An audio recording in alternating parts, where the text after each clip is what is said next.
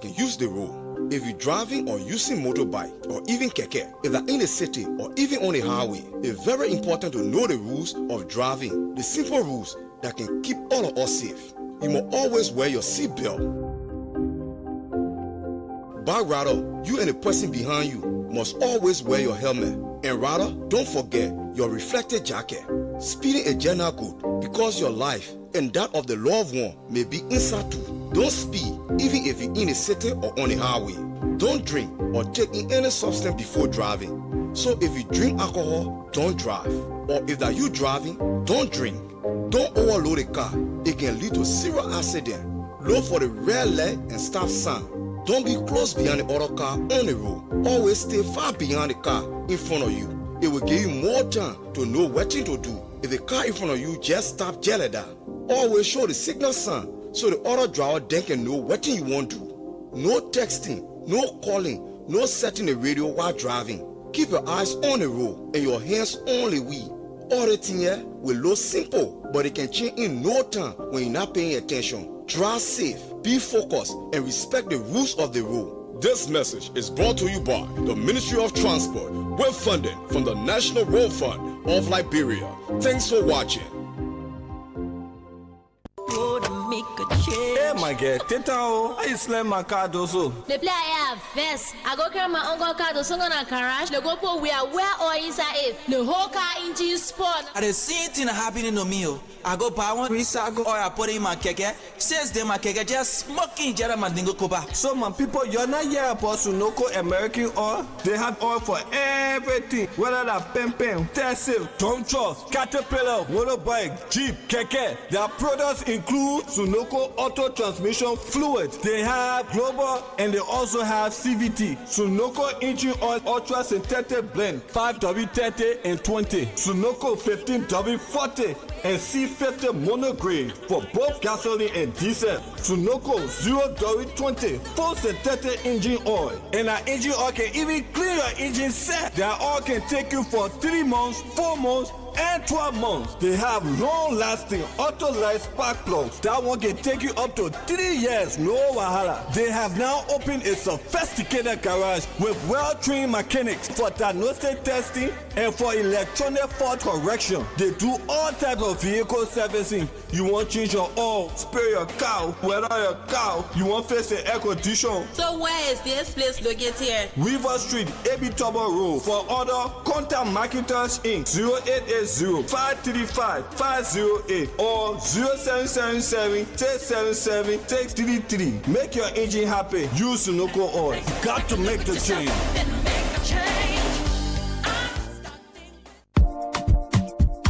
Attention, attention, attention to all lovers of the good things in life. A house is not a home, and a home is the one place where you should feel relaxed and accomplished. Your home should reflect who you are. So, it's time to make that upgrade with minimal damage to your pockets. And I have the perfect solution for you. Home Sweet Home, located on Benson Street, between Center and Buchanan Streets, got you covered. From the kitchen, we have air fryers, juice makers, pressure cookers, freezers of all sizes, and all the modern kitchenwares you can think about. From the bedroom, we have top-of-the-line, exquisite beddings to give you that great night's sleep because you have earned it, and soft, comfortable towels for your bathroom. And in the living room, we have high-definition TV sets of all sizes, unique aerial rugs, classy curtains in all the colors you desire, wall paintings of different sizes and colors, furniture, and everything you can think about for the home. All that at unbelievable prices. We even have low voltage, high quality washing machines and dryers to keep your clothes fresh and new at all times. As a bonus, we have fashion accessories for both the young and the old, designer quality bags, hats, and rare jewelries. So if you love yourself, your family, and your home, it's time to treat it right. Visit Home Sweet Home on Benson Street between Center and Buchanan Streets for that needed upgrade. Or you can call them on 0886-834-944 or 0770-581-420. Home Sweet Home, for the love of a classy home.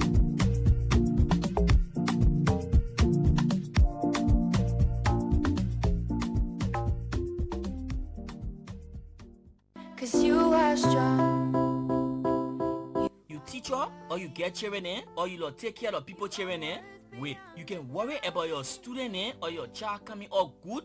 You not see things happening to them, they're staying long to talk, or for them to sleep hard, or they too active or high, or that only certain food in the left, or they can play with other children. If you see the thing happening, maybe your child gets something they call autism. Can join the people called Blooming Kaleidoscope for one-day workshop where you will learn plenty of good things about this sickness they call autism. They did that Saturday, April 5th, 2025 from 10 in the morning to 2 in the afternoon. And the place they will be doing it like Empowerment Square, Liberia, West South Pinsville Town Hall. When you come to the workshop, you will know everything about autism, you will know how to help your child, and you will also meet other parents and other people that can take care of other people's children. If you want to know other things about the autism workshop, you can call 0888 760 71TD. Let me call it again. 0888 760 71TD. But no, there's nobody in the world like you. Partnership, European Union. Liberia partnership, European Union. Europe, Liberia partnership, European Union. Liberia partnership. EU, Liberia, share long-lasting partnership. Yeah. Sustain the peace, unify economic growth. It's a give and take situation. We cooperate for job creation. Yeah. EU-LIB connection, partnership for transformation. EU-LIB connection, partnership for transformation. EU-LIB connection, partnership for transformation. EU-LIB connection, partnership for transformation. Talking about unity and supporting one another. Talking about partnership and how we all can prosper. Good governance is what we stand for. Human rights is what we stand for. Reconciliation and infinity. Management of natural resources. Not forgetting human resources. Rule of law, govern well, and regional security for all of us. LIBU partnership. EU-LIB connection, partnership for transformation. EU-LIB connection, partnership for transformation. EU-LIB connection, partnership for transformation. EU-LIB connection, partnership for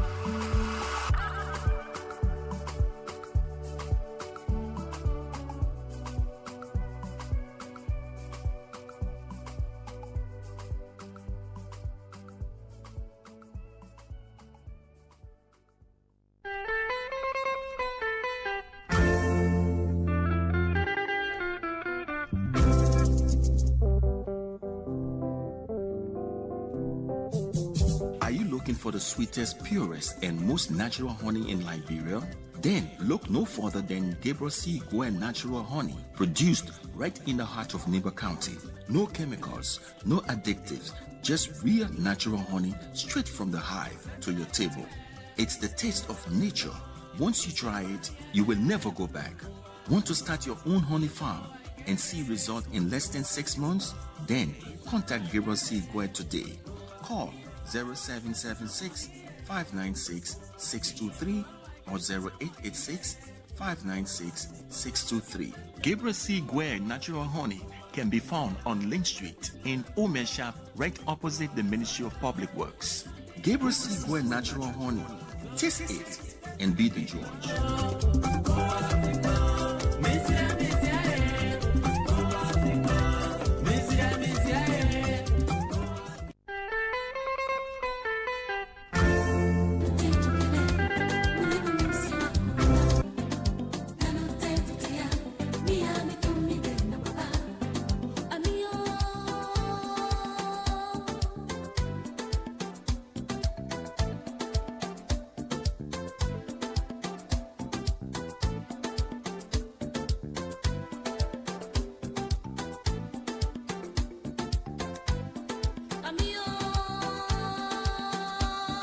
And today is the 23rd of May 2025. Good morning again and welcome to the OK Morning Rush here on OK FM 99.5. My name is Fatu Kamara, and of course I'm going to be here with Olive Stevenson, and I'm awaiting her. As soon as she walks in, we're going to join her. So wherever you are this morning and however you are following us, we want to say welcome to the Friday's edition of the OK Morning Rush. And we take a look at some of those following us this morning, some of those watching. Melvin K. Reed is watching. Alfredo Africano Kejo, tell me something, is watching from Shida Club Fish Market. Lawson Augustine Sagacious Wisdom Senior says he's watching. Good morning from a comfort zone in Pinsville, District 6. Thank you for following. Rescue Pekin says he's following from Cape Mount. Emmanuel and Kelema says he's following. Good morning, OK family. Good morning, Emmanuel, and thanks for following us this morning. Moba Ozitima says, I'm following from Zozo City, Lofa County. Thank you. Ruben Kane is always watching. Mount Dorothy's son Darius says he's watching from District 10, O Road. CDC Papi Sauces Keita for Life is always watching. Jeremiah S. Wigba says, good morning, OKFM. I'm watching from LPRC bus. You always on the bus. Where are you going? Hilton Wulajedo says, good morning, OKFM. That's Olive Stevenson and Fatu Kamara. I'm following you from Greenville, Sino County. Thank you. Mohammed F. Jabate says, good morning, Fatu, and good morning to the peace-loving people of Kwado Boni, District 4, Lofa County. Good morning to you too. Blessing Rejoice, namely, is watching. Alexander Sami says he's watching from Carwell, Benson Street. Kazi W. Kaipe says he's watching from UL Main Campus. Theophilus Quay says he's watching live from Johnsonville. Bowman Emmanuel Liman says he's watching. He says, good morning. I'm watching from District 15. S. Ali Ayuba Keita says, good morning, Fatu. I'm following from Cinco. Kona Dina says he's watching. Momo James Koval is watching. Mohammed Goding says he's watching. Good morning, Mohammed. Jeremiah is watching. Okay, we've taken all of those. Zanafi is also watching. So thanks to all of those watching us this morning on the OK Morning Rush. And as a matter of fact, we're going to take the fact check to be right back. And right after the fact check, we're going to get into business. Keep tuned, don't touch your dial this morning. Let's go for the fact check to be right back. And debunks disinformation, and it provides the verified facts of statements made online and on the radio. My name is Siawe Meapu, and today we'll be fact-checking claims made in the last couple of days. On May 13, Annie Flomo, Program Officer at the National Food Assistance Agency, claimed on Spoon FM that 47% of Liberia's population is food insecure. She added that 37% are moderately affected and 8% do not know where their next meal will come from. She attributed her data to a 2018 World Food Program report. However, when contacted for clarification, Madam Flomo shared a 2024 article from The Conversation Africa, which she later admitted was her actual source after being informed. The article referenced WFP data stating that about 47% of Liberians are food insecure, but did not support her specific breakdown of 37 and 8%.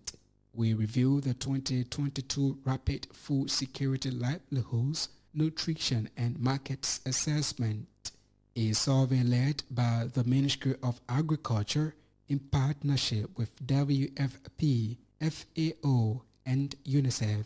It found that 47% of households were food insecure, 39% were moderately food insecure, 8% were severely food insecure. These figures match FLOMO's general claim of 47% and 8%, but differed slightly on moderate food insecurity, which is actually 39%, not 37%. The WFP's 2024 annual country reports for Liberia also cite the rapid food security, livelihoods, nutrition and market assessment as the most recent national food security survey and confirm that over 2 million people, or 47%, are food insecure, with 8% facing severe food insecurity. Based on these findings, we conclude that Anis Flomo's claim that 47% of Liberians are food insecure, with 8% severely affected, is mostly correct. However, her figure for 37% moderate food insecurity is slightly off. The actual figure is 39% according to the 2022 Rapid Food Security, Livelihoods, Nutrition and Market Assessments Report. On May 12, David Rules Besa, a lead consultant at Adara Research and Management Consultancy, claimed on OKFM that 29.8% of children under the age of 5 in Liberia are stunted. He cited the Global Hunger Index as his source while discussing the effects of stunting on a child's brain development.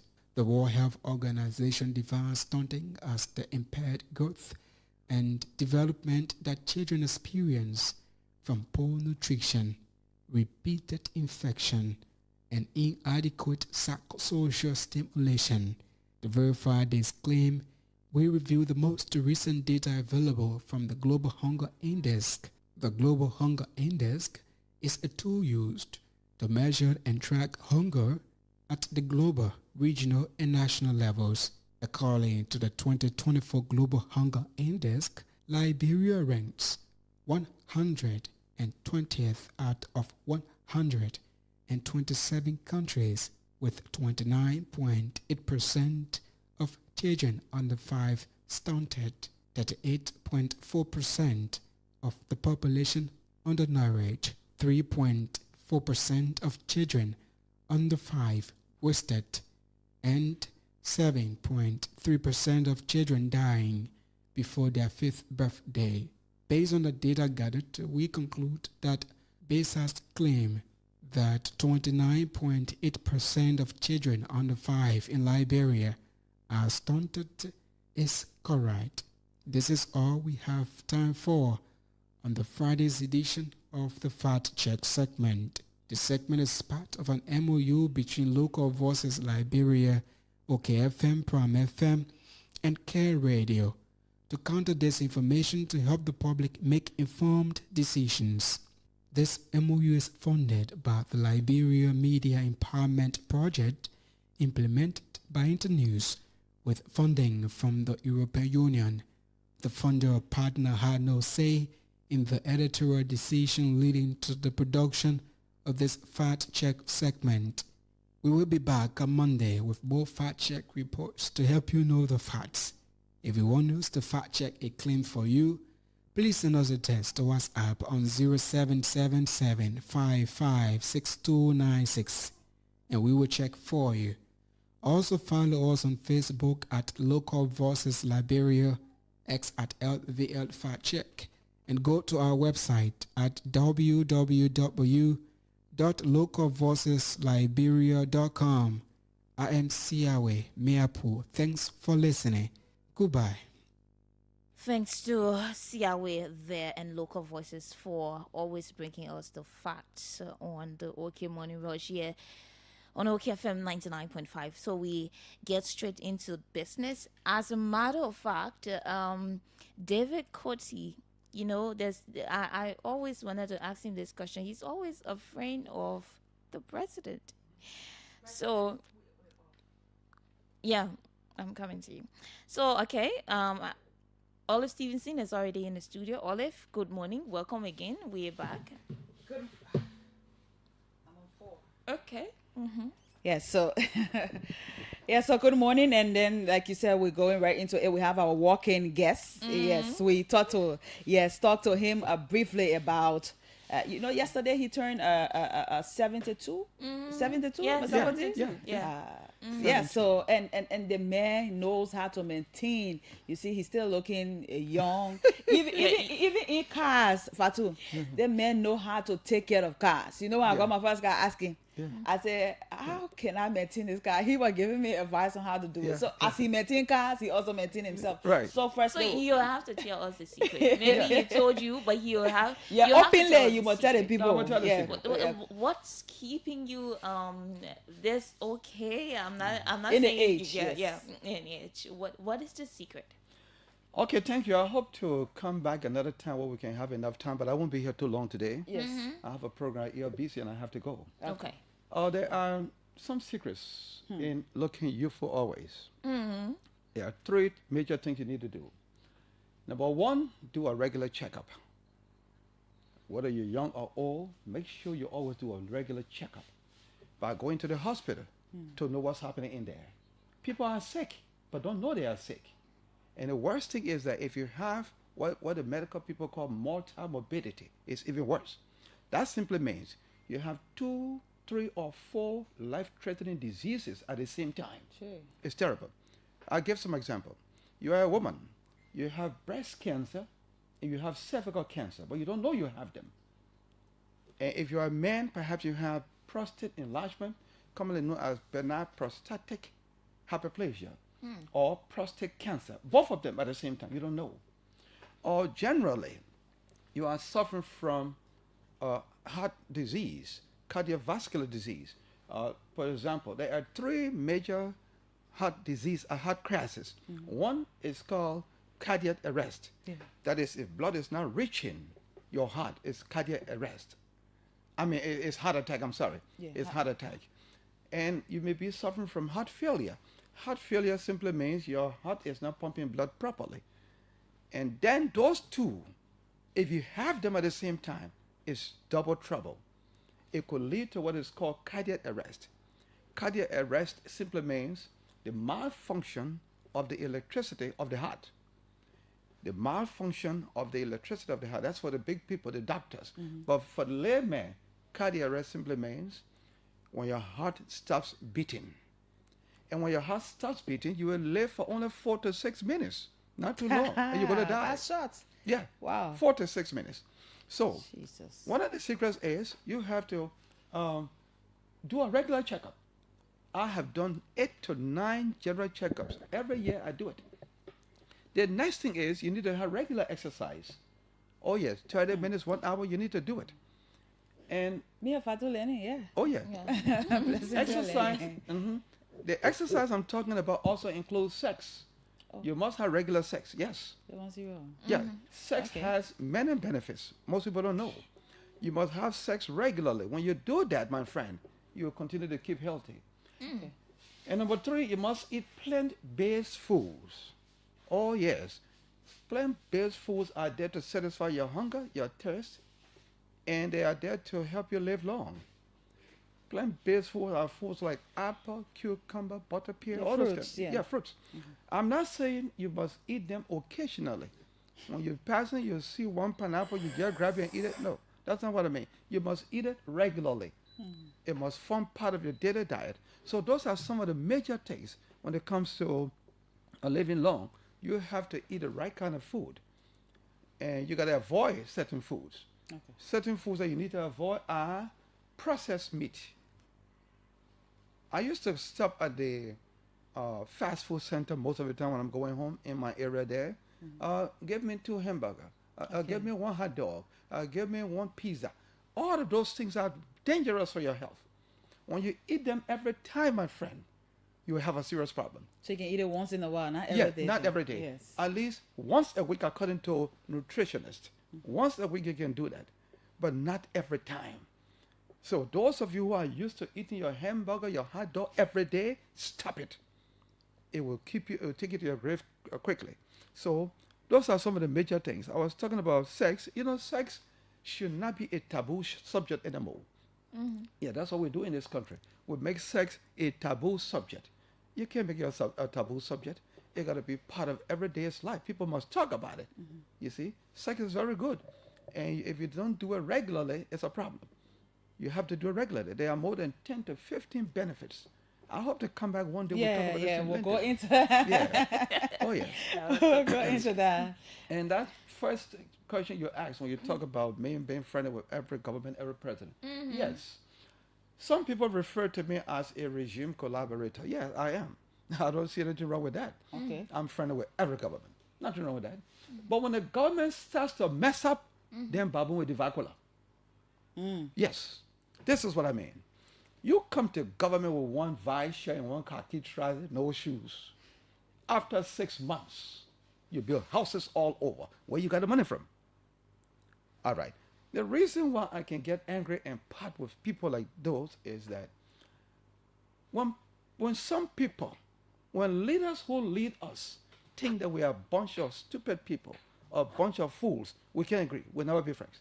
We're not stupid. But how come you were able to stay with President Taylor at the time, also Madame Sirleaf, and then at a certain point in time in the past with Jim, you had a project on hand, talking about the monuments and all of these things. I don't know how you are right now with the presidents, the current presidents. So how are you able to stay with the other two presidents? But I didn't see that collaboration, taking place between you and the past regime. Yeah, that's what I'm saying here. When people give you power, I'm not talking the president alone, all of those who were 7. Don't think the people you are leading are stupid people or fools. They can't see. Okay. No, we can see, we can feel. You can't come to power with one vice shirt, one khaki trouser, no shoes. After 6 months, you got buildings all over. Where you got the money from? We're not stupid people. How can you take $25 million US, throw it in the streets to market people or money changers so you're doing mappa? Where are the commercial banks? We're not stupid people. I just made it clear to you. I'm friendly with anybody comes here, I'm friendly with you. Even this particular government. Okay. Yeah, I was asking about a relationship. Yeah, very good relationship. In fact, I call this president Uncle Joe. He's my uncle. Oh, yes. A Lofa County kind of thing? That's a Lofa County kind of thing, yes. The Kissy people are our uncles. So he's my uncle. That one there, nobody can play with it. But if people in this government, like for example, when they were failing, or some of them, they didn't want to declare their answers, I talk about it. I said to the president, you need to fire these people. And if the president himself will go wrong, I will talk about it. My sister, like you rightly said, I'm 72 years old. I know, baby, here, I'm going to be afraid of nobody. And what can get me damn vexed is, okay, all right. I'm sorry. I forgot to know that. I'm sorry. I take it back. I forgot to know that this is Holy FM. Okay. Yeah, I'll tell you what. Yeah, I'm sorry. What can get me angry, my sisters, is that when people get into government and they want you to be afraid of them. Hey, man, you who? Who are you for me to be afraid of you? You can't do that. This is not your private farm. You can't get to power and you try to put fear in the people you lead. I don't like it. We saw it here with almost all of them. You can't do that. Fear, making people scared. You're having your program, nobody goes there. When other people are having a program, you go there to throw rocks. For what? Oh no, they will respond. Oh yeah, people will respond in a disproportionate manner. They will not. You saw what happened in Lofa. People got tired with this thing here. You can't put fear in people all the time. You think they're going to keep running away from you? No. I've always said, no one has monopoly over violence. Even recently, we heard people talking about chaos, this, that. And one of the things that I said one time when you were on the radio with Fatu, when I called about this thing about law. Stop making people to think that you are smart in the day. No, you're not smarter. I hear people talking about rule of law. They got a president, got to follow law. My friend, you were there. I'm not saying that when it is wrong yesterday, it must be right today. No. You were there.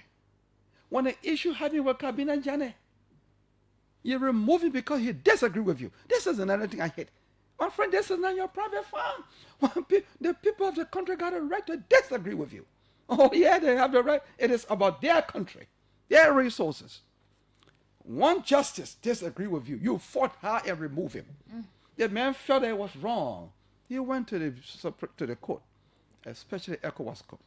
ECOWAS court said, pay the man off, or reinstate him. You didn't do it. At the time, you didn't know law. Now you know law. When the crisis was in the Capitol building, people telling this president to do something about it. He must follow the law. When did you get to know about the law? So the point I'm making, I'm sorry that I don't have much time here. The point I'm making here, my dear, we are not stupid people. I'm sorry you only invited me, but your brother politicians, so I got to talk small. Yeah, no, but it's good that that you talk about the politics because you're a friend to every government. Yeah. Like, everybody know. As long as you say difficulty, they know regime that collaborator. Yes. So from what you're saying, like I said, you've been holding on to the Taylor, you've been holding on to the Madame Salive. You try to connect with the past regime. I didn't see the collaboration, and now you said the now president is Uncle Joe. He's your uncle. Yeah. Apart from him being a uncle to you, how do you see some comparison to contrast and compare? Yeah. How do you see his regime as compared to the past one? Okay. Because you did not connect with them, so I'm just trying to say. I understand. Yes. Olive, thank you. That's a good question. Let me tell you something. In 2029, I'm going to advise the Unity Party to use as a team for the election. Come and see. That should be the team. No plenty talking. No plenty talking. The team of the election in 2029 will be come and see. Oh, yes. Come and see what we have done. Come and see what Public Works has done. Come and see what the CSA has done. At least for the first time in this country, our system is being put in place at the CSA. Come and see what agriculture is doing. A lot of things are happening. Good things are, our system is being put in place for the first time. Come and see the streets. You don't have mountains part of dirt anymore around the place. Oh yeah, come and see how clean the city is now. So I'm going to suggest to this government, in 2029, the team for the election should be come and see. Oh yeah, you will see. They are seeing it now. Come and see what LEC is doing. For the first time during the past 6 years, we saw poles planted in our community in Virginia. 5 years, no wire.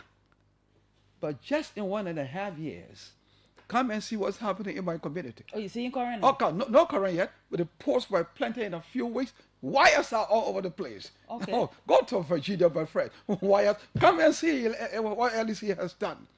Okay. That will be the campaign. Come and see what we have done. A lot of good things are happening. I said, when you called me back here, you only told me yesterday. You said, yeah. You have become. We're here for you long time. Yeah. You said to me. Yesterday your birthday, so we just wanted to treat you. Right. You said to me, you became 72 yesterday. You didn't invite me. You said, come tomorrow. I said, well, I'm going to busy, but you still said, just pass. That's why I can't be here long. Yeah, that's a walk-in guest. Yes. You said, just pass and tell us a secret in your Bain 72. You also talk about the vehicles. What I told you at that time when you asked me about how cars are maintained, I said to you, every human being has 78 organs in the body. And you must maintain them, you must take care of them. But there are 5 of the 78 organs that are vital for survival. Okay. Oh, you got to be very careful with them. Number 1, your heart. Number 2, your kidneys. Number 3, your liver. 4, your lungs. Number 5, your brain. These 5 organs are vital for survival. Always make sure that they are in good shape. I told you about the heart. There are 3 heart crises. One is called heart failure. Heart failure simply means when your heart is not beating properly. And you will not see the sign so quickly. Yeah, you want to take calls? Yeah, but even if the calls come in, Yes, we just are want we to taking take calls? Are Yeah, we we taking that, calls? that's real Okay. quick. Yeah. Okay. You want people to tell you happy birthday? They can call and say happy birthday. Okay. Yeah, but they will I tell you just some. wanted They will to tell know. you. They will tell you small things too. Yeah. All right. Okay. Like your friends now. Yeah. Fatu wasn't there. But tell them I'm prepared for the cost me. I will cost them. No. They get costed. We're Nobody not get taking that. costed. We don't All want right. to do Nobody that. get costed. And in fact, there's somebody already on the line waiting to talk to you. All right, This good. is just They are your a friends, birthday yeah. treat. Yeah. And it's a good thing that you know, we all have to say what we think about this country, what we think about our government. Yeah. It is your right to Yeah. give your opinion My about right it, to say and what I have to nobody say. can stop you from saying No, that. no. So if you Okay. say your own and somebody thinks they Let have, us say their own have thing. you can say Don't it. get cuss. We have a caller. Okay. Good morning. Good morning, ma. How are you? I'm fine. What's your name? Where are you calling from? This is Benigo Newton. I'm from Suzy, Congo Town. Let's hear you. Let me say happy birthday to your studio guest. Okay. Thank you. Okay, let me say, I think your studio guest is someone who is striving to be an octogenarian, meaning going to 80 years plus now, right? Yeah, he's 72. Yes. For me, the wisdom that he possesses, I think he should be someone that should be a national leader in terms of advice. I can remember when they were using his platform as a part of the coalition during the CDC regime, and he was very friendly with the former president. But I'm surprised this morning for him to be aloof against the power regime, and it is sad. And I don't expect him to do that. Thank you for the time. Okay. He let's don't take say this one. he's against No, I the didn't say past so. region. Yeah, He's just talking Let's about take some more of Fatu on that one. Yeah. Yeah. Go ahead with your life. Good morning. Good morning. Dear everybody here. Please go ahead. Happy birthday, happy belated. Belated. Yesterday was his birthday. Yeah. Thank you. Happy birthday to Honorable David Coty. Thank you. The truth of the matter is that Honorable David Coty has been a leech to national government. Mm-hmm. He had never survived outside of government. And this is a man who thinks that, look, if government do not agree to his principle, it means you are wrong. His principles? Of course. Okay. Go ahead, Eric. Of course. Take it this way. When did he start to speak against former President Weah? Was at the end. It was this man led the monument campaign for President Weah for years, 2018, 2019, 2020, 2021, 2022. To sit on radio right now and use it because the man Bill says he came with one khaki shirt. What did you bring to government? Okay. But What did you? He was frustrated.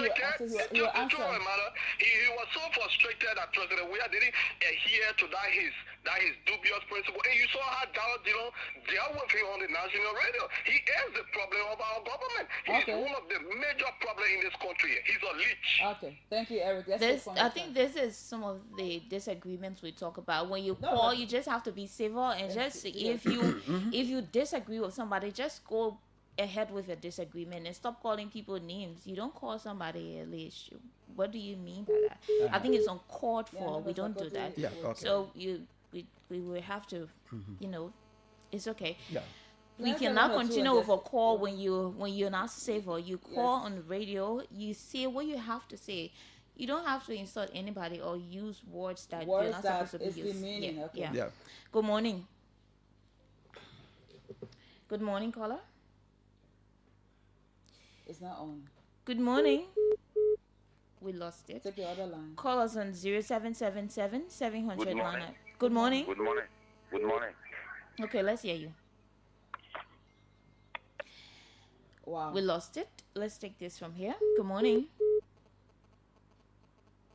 Good morning. Good morning, Alex. Just lower your monitor small, please. Yeah, I'm walking away from my monitor. Yeah, please go ahead. Yeah, all it is one of the last time. Phone in from 0.4 to be exact this hour in Zimbabwe. Oh, okay. Olive, let me say happy belated birthday to senior brother David Coty. Thank you. But sometimes Olive, when people come to the disco with deception, we have to correct them. So what's your correction? What's the deception? The deception and the correction. So Olive, please let me so I want to know from Coty, Okay, when answer. did he start to see update last year from President Weah? Okay, he will tell you. When President Weah took over in this place, I can remember the same Coty man who said that he was building a monument for President Weah. So when today did he came to know that Okay, he will answer you. Okay, he will answer your question. I just got a few minutes, so I can yeah, get so, to that. Yeah. Okay, thank you very much. just I don't know where this later going. Yeah. Yeah, check out. Blessing. Yeah. So, you know, Yeah. okay, you Because can it's just public- yeah, continue. okay. Yeah. I don't know. I'm sorry that I got a few minutes, yeah? Yeah, but you can clear out. Let at me least clear. the Let me clear. product, yes. Let me first of all say to Irek Baye that you are an overgrown boy. And let me tell you what I mean by overgrown. Okay. You know, some people are adults, but very childish. Oh. Yeah, You that's just it. have to take it. Yeah, No. But that's the definition of overgrown. Overgrown, okay. Overgrown. Okay. When you're an adult, you're old, you're But big. being childish too is harsh. We just. But listen we to the scolded- comments from we the man. scolded him for- He's a child. Yeah. You know, I heard this thing from Kofi Annan for the first time when he was Secretary General. A stupid journalist asked him a stupid question. Kofi Annan, the UN Secretary General at the time. Is that what he said? Yes. Okay. And he, when the stupid journalist asked him a stupid question, he only turned to him and said, "You are an overgrown boy." That's all. And Baye is an overgrown boy. You can't refer to somebody like me as a leech on government, all that kind of thing. I have worked for government for 37 years. I'm not like some of you who think that government is your entitlement. You were beaten and you're so angry, so frustrated. Nothing good you see in this government. Dude, that's who you are. That's who you people are. You don't see anything good in this government because you are so angry. That's the problem. I'm not like you. I have built myself a good home. I mean, before George Weah came to power, I was the highest taxpayer in this country. 2017, July 1, honored by the LRA as the highest taxpayer in Liberia. I built a home costing over $500,000. Go and see. If you want to know what I'm talking about, since you're still there, just go to YouTube and just put in Patrick Sowa on Flashpoint. I had an interview with him. You're listening to me now, go to YouTube. Put a Patrick Sowa, S-O-W-A-H. You will see my compound, which was built before George Weah became president. And I have been in government for 37 years. Since I left in 2003, I have no intention of going back. I'm still paying my taxes, still living well. So I'm not like some of you who are so angry, thinking that government is your entitlement because they have taken it from you, so angry. I listen to you all the time on radio. Oh yeah, I'm not like you. Let me just make that clear. I'm not like you.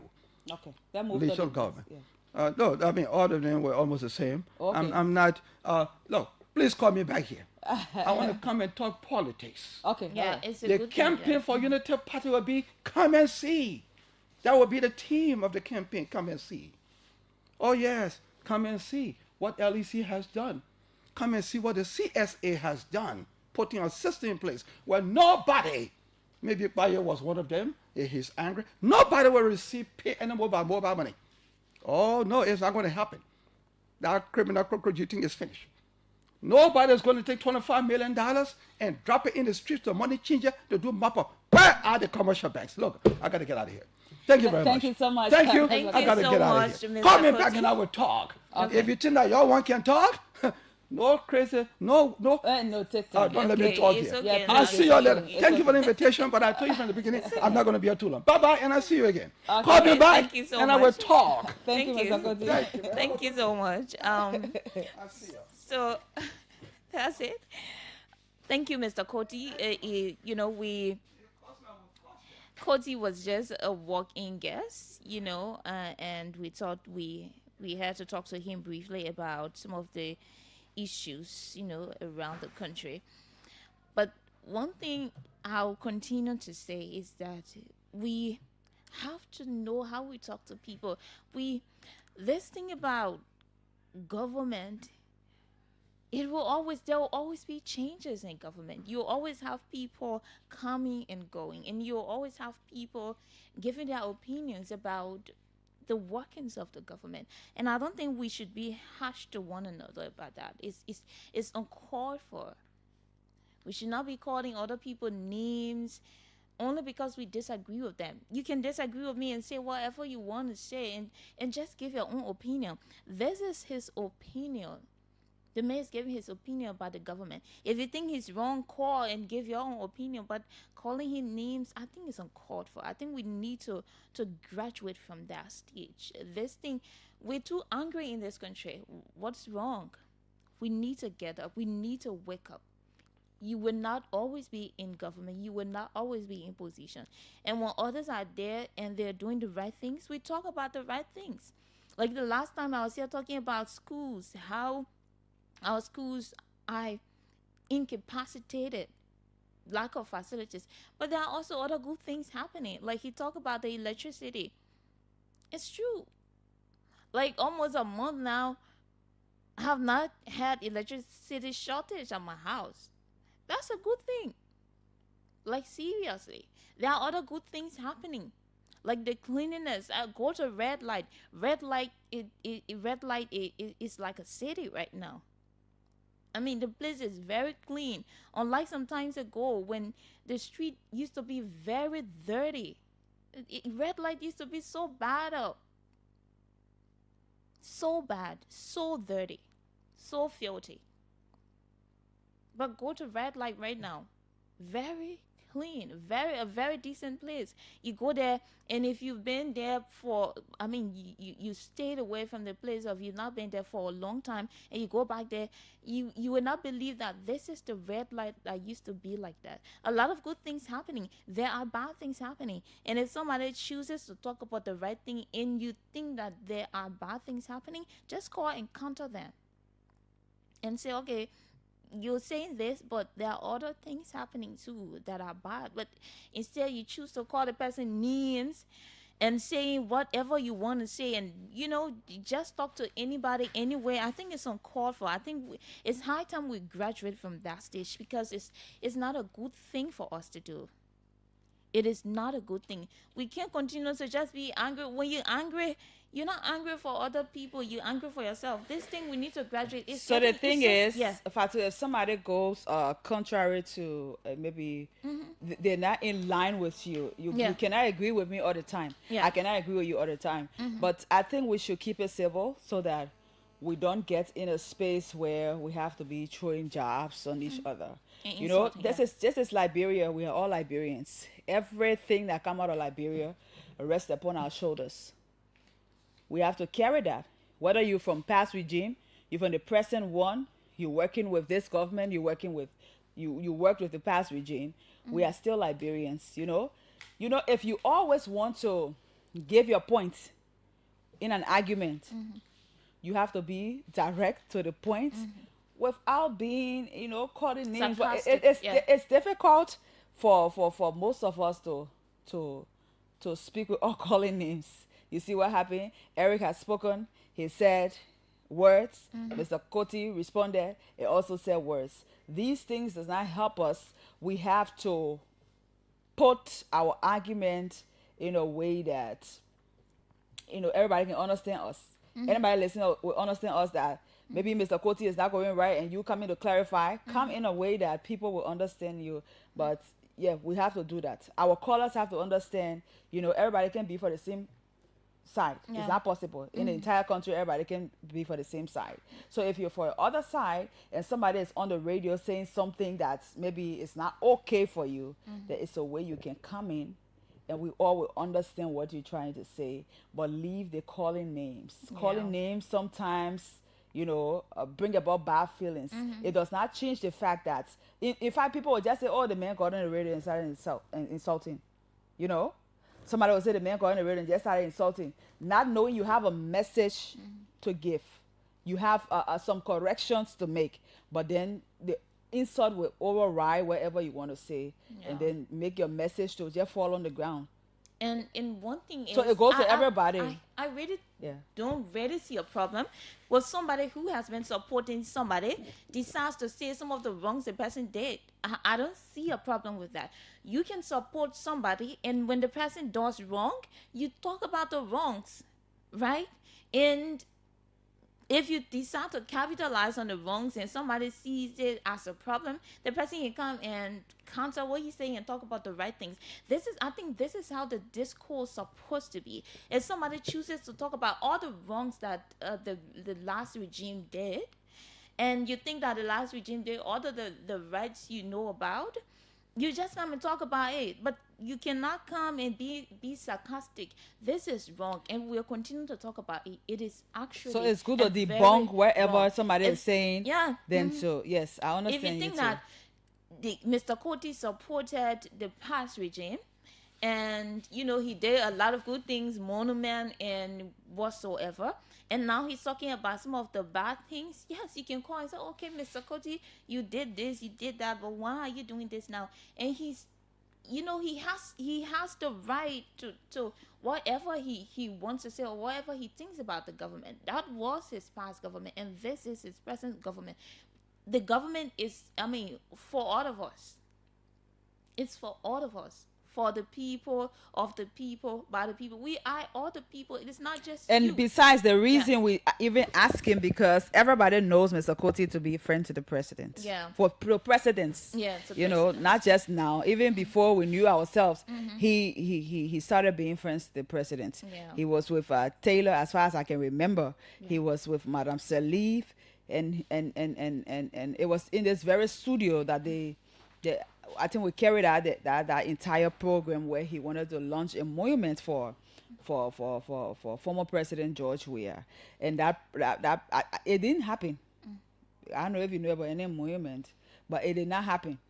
Yes, so I think based on that or other issues, he decided to speak. And sometimes when you support somebody, if they're not doing what you want to, you envisage, you can also diss him back. If you want a train and not going your way, it's not going your direction, it's your right to get off. All right? So if you get off and you feel that the other train is going the best way possible, you join the team. We all are at liberty to join wherever we want to join. Wherever side we want to go, we are at liberty to do so. I think at 8 o'clock, 8 o'clock is Sika Motors. Sika Motors. They're coming to talk about cars at 8 o'clock, and then we will talk a little bit about we will have Mr. Barry as well. Yeah. Fuller businessman for Business Association. For some time, he will talk to us concerning whatever is. I think it's high time we also talk about this trending issue about the U.S. raid around here, and we'll also have the Muslim community here talking about the Hajj. They're talking about some issues. Yeah, they will be here too. Okay. So we'll have a gist of everything, because there are important things we need to talk about. But firstly, at 8 o'clock, I don't know if they're here now. Yeah. We will take a break. Take a break, and then musical break or something, and then so we can get them. So before the musical break, I want to say good morning to Mr. Thomas Waluba. He is the founder and CEO of the Thomas Waluba Foundation and owner of the Grace of God Medical Clinic there on 9th Street in Sincor. A very good morning to you, sir. If you're listening, I want to say thanks for following, and a pleasant good morning to you. So Olive, we just take this very short break and see if we can usher and in. Dioda Rare celebrated her birthday on yesterday. yesterday. Yes, Dioda Rare. Yeah, yesterday. Formerly of OKFM. Yes, we say happy belated one. Yes, happy belated one. You are actually a good person. You're a very strong colleague. We appreciate the fact that we cross paths. Everybody here at OKFM wish you well. So in your new age. There's something I wanted us to talk about briefly before our guest comes in. We just have to find out if our guests are in. Yeah, but go ahead. So this message from the daughter of former President Samuel Doe. We will just take it.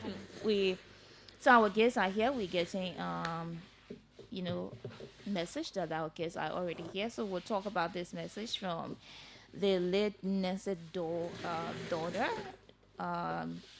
to former President George Weah right after our first guest.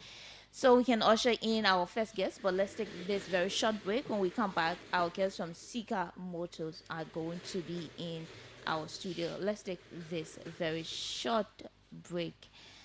to be right back.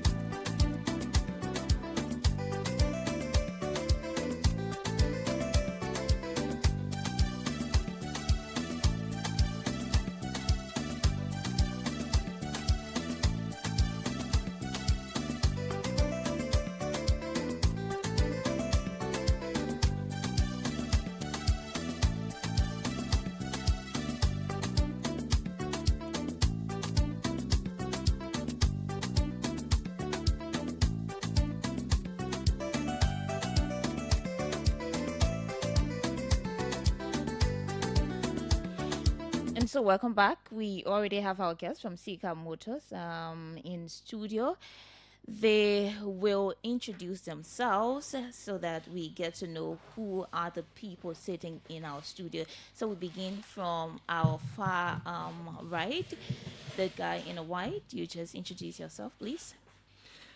Okay, good morning, and good morning to the listening audience, and good morning out there. I'm Amatiolo, Assistant Sales Manager, CFO Mobility. Okay. Yeah, good morning, and good morning to all your listeners. My name is Lawrence Asumadejo, Spare Parts Manager, CFO Mobility Liberia. Lawrence, okay. Good morning. My name is Samuel Yanti, Marketing Department, CFO Mobility Liberia. Okay, now let's look at Sika Motors. You know, a lot of time we always okay, you just go ahead. So it's CFAO. CFAO. So what is CFAO?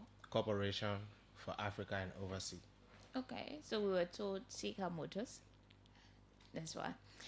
So let's look at CFAO. Firstly, what is it? There's a new listener out there wanted to know, what are you talking about? Yes, so CFO, like he gave the meaning, is Corporation for Africa and Overseas. CFO has been around for more than 60 years. So as of 2013, we were bought by Toyota Tsusho. That is a commercial arm of Toyota. So CFO, now we are expanding into 4 different group. We have the mobility group, which is present in Liberia. We also have the infrastructure. We also have the energy sector. So we are also into solar as well. We also have the healthcare. We also have the consumers, which is the supermarket and consuming goods. But for Liberia, we are into mobility. So CFO Mobility has been around. Initially, we were Sika Motors, but Toyota Tsusho as the global company, the mother company this side, we all go over one name. So we have now rebranded to CFO Mobility. So as we always say, we are in Liberia not just to sell, we are in Liberia to provide mobility solutions. So this is CFO, and we've been around, we've been providing solutions to our customers, and we going to build upon that year in, year out. And customers' experience is one of our values, and we want to build upon that every day. Yeah. When it comes to mobility, what are your priorities? What are those things you're looking at?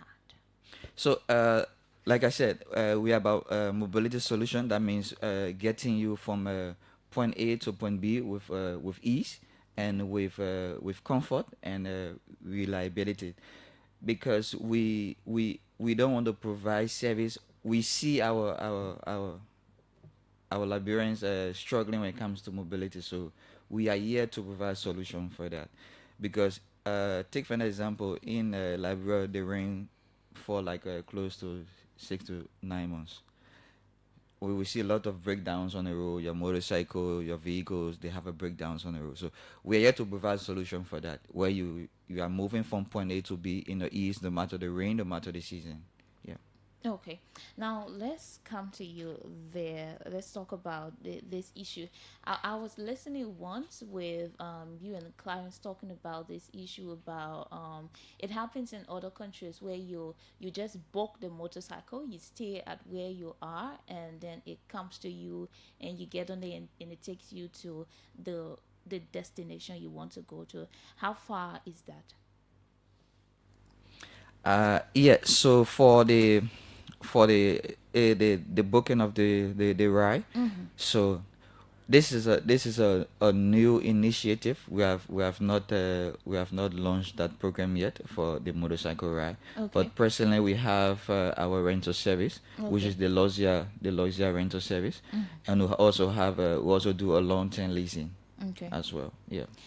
So, how does CSAO differentiate itself from other competitors in Africa? So let me hold it to our Liberia. Okay, okay, it's So okay that you to can talk about it. yeah, so to differentiate, what differentiates us from all our dealership is one, Mhm. we are the only dealership in Liberia that has official distribution right. That means we are owned by the manufacturer himself. So there is no dealership in Liberia that is owned by the manufacturer. So take for an example, we are owned by Toyota itself. So we are the only dealership in Liberia that is owned by the manufacturer. That's one. We are the only dealership in Liberia that provide direct manufacturer warranty. So you get to interact, you get to benefit, you get to have the comfort directly from the manufacturer. So we are not a sub dealer. We are not buying and selling outside of the region. We are not giving you a warranty that is not going to work. Time to claim warranty, we tell you you have to come back. We have to do this. We have to do that. No. So what differentiates us mainly is we are the only company, mobility company in Liberia that is owned by the manufacturer itself. Okay, now let's come to the salesperson. What's new? What are some of the new, you know, things we expect from CFAO? What's new? You're the sales, yeah. Anything new? Yeah. So So you answer all? no, I thought he he's, should answer. he's into marketing. So Okay, for marketing, yeah. yes. Okay. So for the sales side, that I was here in that was 2014.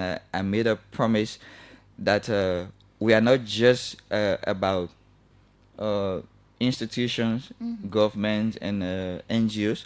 So we're moving to the B2C segment. That means individuals, workers, earners, to provide mobility solution for them. So in 2025, I'm back again to tell you, yes, the solution is here.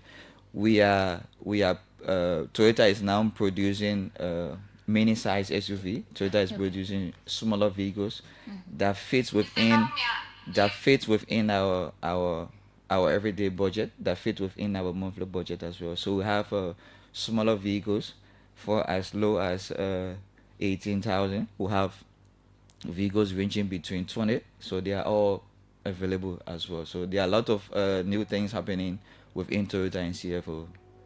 Now let's come to you.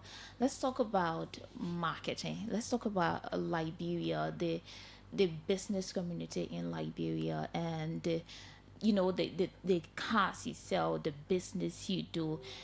How do you describe it? Do you describe it as a business community that is going, that is open to the customers? Do you have many customers for your services you offer?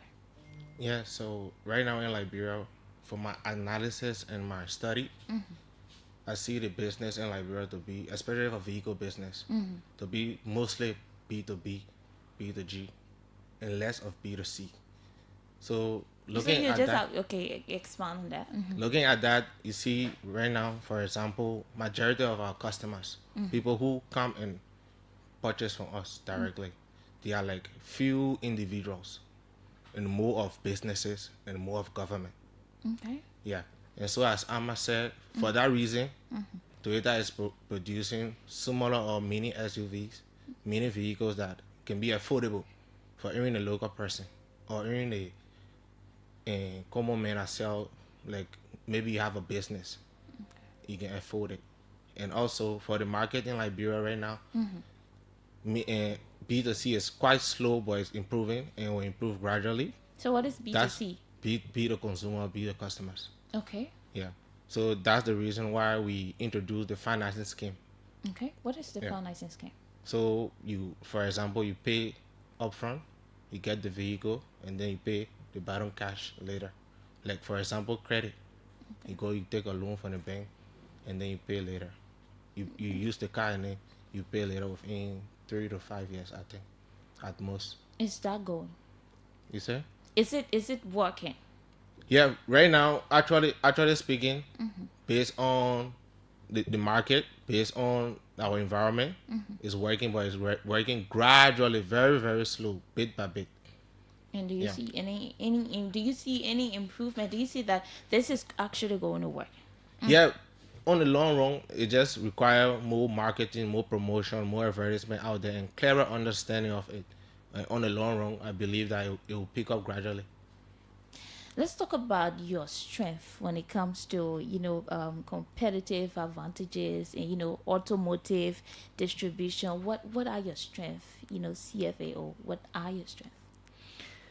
Yeah, so when it comes to CFO mobility, Liberia's strength, one is we bring in equipment and that is meant for our environment. So we don't just bring in equipment or mobility equipment that are not meant for our environment. So take an example, every manufacturer vehicles and motorcycles as per the region, as per the quality of your fuel, and as per the usage of fuel. So secondly, we have every vehicle that we bring in the quality parts, genuine parts. So when it comes to genuine parts, I would like the parts manager to speak on that, because we have genuine parts for all our vehicles we bring in. Yeah. Okay, let you speak about that. Thank you. To start from where I'm landed, our strength is our genuine parts. Like he rightly started with, we are owned by Toyota. The production of the vehicle to the production of the spare parts. So we are giving you one of the strong peace of mind, if you like, where after the purchase of the product of the vehicle, what you need to have in order to enjoy the product you bought from us. Okay. So one, like you said, genuine spare parts. And then the next thing we have also is that we have a well-trained technicians to handle the vehicle. We understand that technology is advancing very fast, and so vehicle comes with new equipment like your infotainment, which is your radio that could use your telephone to connect, your GPS to lead you and all that. These need well-qualified trained staff to handle the vehicle, as well as working on the vehicle itself. Servicing, changing of oil filtering, all the lights is not same like in the days of old. Let's say even in the 2000s. Currently in 2025, approach to diagnostic, approach to maintenance repairs have changed. Okay. So we give you a well-trained technicians to work on your vehicle. And one of the strongest pillars we have as our advantage is also we are part of a network of over 40.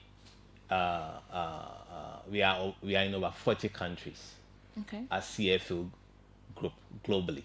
So wherever you see Toyota, you see CFO, and that's our strength. In other words, we have a backbone support, a strong support to meet our customers' needs. Now the mobility landscape, around the world is evolving. You now have like electric vehicles. How is CFAO adapting to this evolving mobility landscape globally? Yeah, like you rightfully put it, the war, not just the mobility aspect, but the war itself is evolving. We are trying to be sustainable, and trust me, we are not being left behind. We are we are at Toyota and at CFO Mobility, we are taking the lead in this. And this is why we are introducing hybrid vehicles. We are introducing the EV vehicles. But it is quite fortunate or unfortunate that presently in Liberia, we are not yet, the market is not yet, and the environment is not yet ready for EV vehicles. So as of this year, we are introducing the hybrid vehicle. So one of the hybrid vehicles that was introduced by Toyota last year was the Corolla Cross, the hybrid model. So we are introducing a hybrid, and the hybrid is more sustainable than just the combustion engine that we normally use. So the combustion engine is the direct engine where you use fuel only.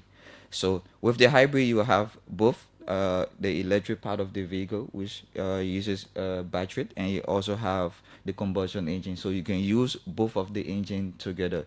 It reduces the CO2 consumption. It also reduces fuel consumption, and it's very economical as well. So we are introducing the hybrid vehicle in Liberia this year as well. But for the EV vehicle, we are not yet, our environment is not yet ready to accept EV vehicles. But as EV vehicle is already on the market, Toyota is already introducing EV vehicles. We have a fully EV vehicle. One of them that was introduced 2 months ago is the Toyota Urban Cruiser that was introduced in Croatia, fully electronic. But these vehicles would take time to hit our market because you cannot just bring or introduce products to the market that the market is not yet ready for. That is going to put burden on the consumers, and that is going to put burden on you as well. Let's talk about this multi-brand approach, of CFAO. How is it playing, in this your mobility strategy, different brands? Yes. So we do multi-brand, and the multi-brand is not any other brand. So we do multi-brand that are accepted by CFO Mobility Standard, and multi-brand that has been qualified.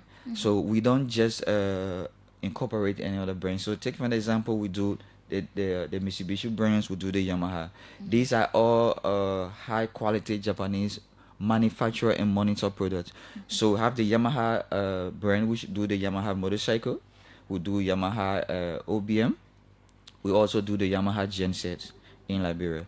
So we also do the Mitsubishi as well in Liberia. We do Mitsubishi both double cabin pickup, single cabin pickup, Mitsubishi SUV as well. So all of these are all from the manufacturer directly, and we have the genuine parts. We have the warranty for them directly from the manufacturer.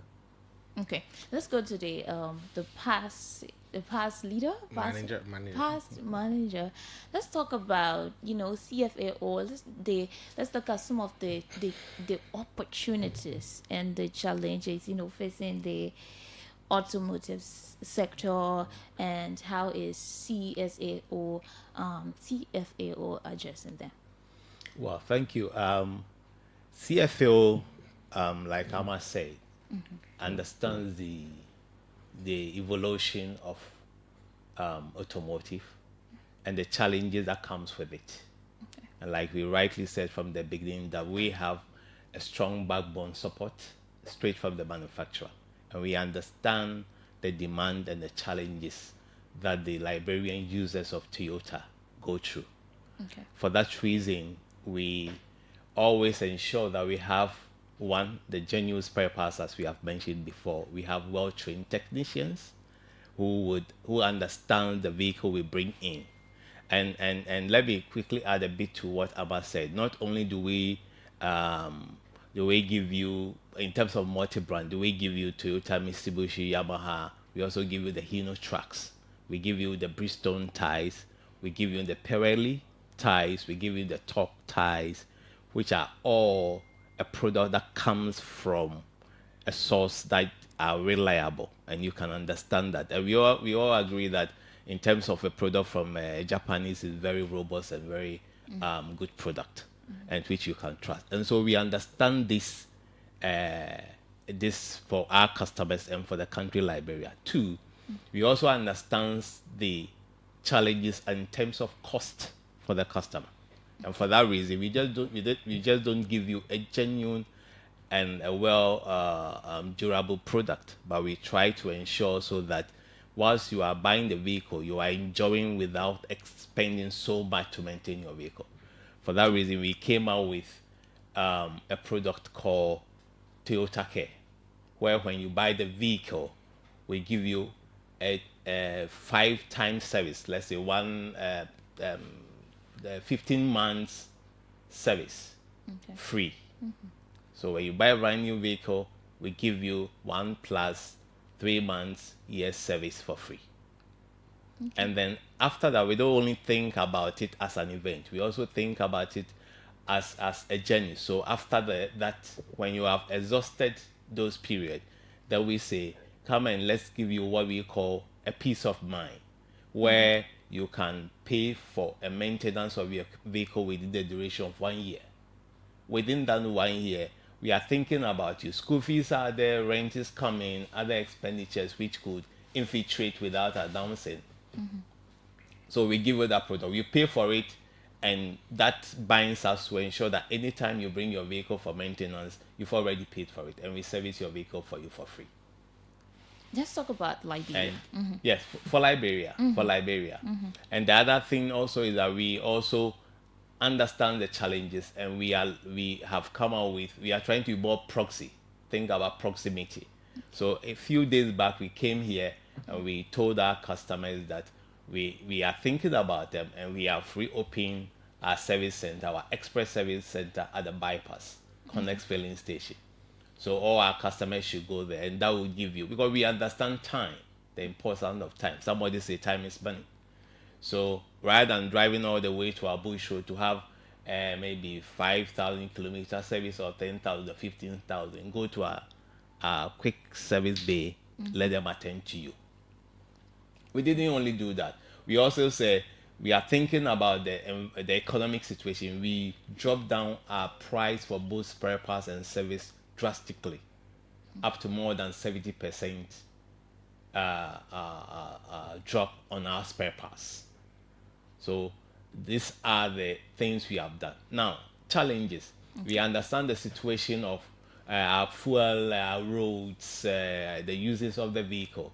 And so we are saying that rather than buying non-genuine parts, like I was sharing with a friend that doesn't know that a very weak air filter could increase your fuel consumption. So we bring in an air filter that would not just give your car a performance, but rather also reduce the cost of your consumption, which puts back money into your pocket. Yeah. Let's come to you. How does Liberia infrastructure, like, the roads we have, like fuelability impact, CFA or mobility operations in Liberia? Okay, thank you. The roads and the infrastructure really doesn't have like a issue on us. Okay. Because what we bring is built for the terrain. It's built for the rough terrain. And for example, we can even give you a car that can carry Merida and bring it back, regardless of the mud, the road, the fuel, everything that was built, that we sell, it was built for Africa. It was built for Liberia, rough terrain, muddy terrain, or terrain. Okay. So the infrastructure or the fuel oil production, it really doesn't play a much role when it comes to our activity or hindrance the usage of Toyota or movement of Toyota. Now, let's talk about the current distribution strategies. What are your distribution strategies? CFA? Yeah, so for our distribution strategy, like my past manager said, mainly we are looking at not just giving a brand new car, not just coming to our showroom to take delivery of a brand new vehicle, but after you have taken the vehicle, maybe you stay somewhere within the Painsville belt. How do you easily combat the day-to-day on and lot of unprecedented traffic just to get your vehicle service? So that's why we have opened a service station, like he said, on the bypass, a quick service station. So instead of you driving all the way down to the Bourgeois Island, driving all the way down, You can stop at the Connex filling station on the bypass. It used to be Total between bypass and Jalatown. You can do your quick service. This is one of our distribution plan that is working currently, and we also have other planes and coming up for the pins we built and outside Maserati as well.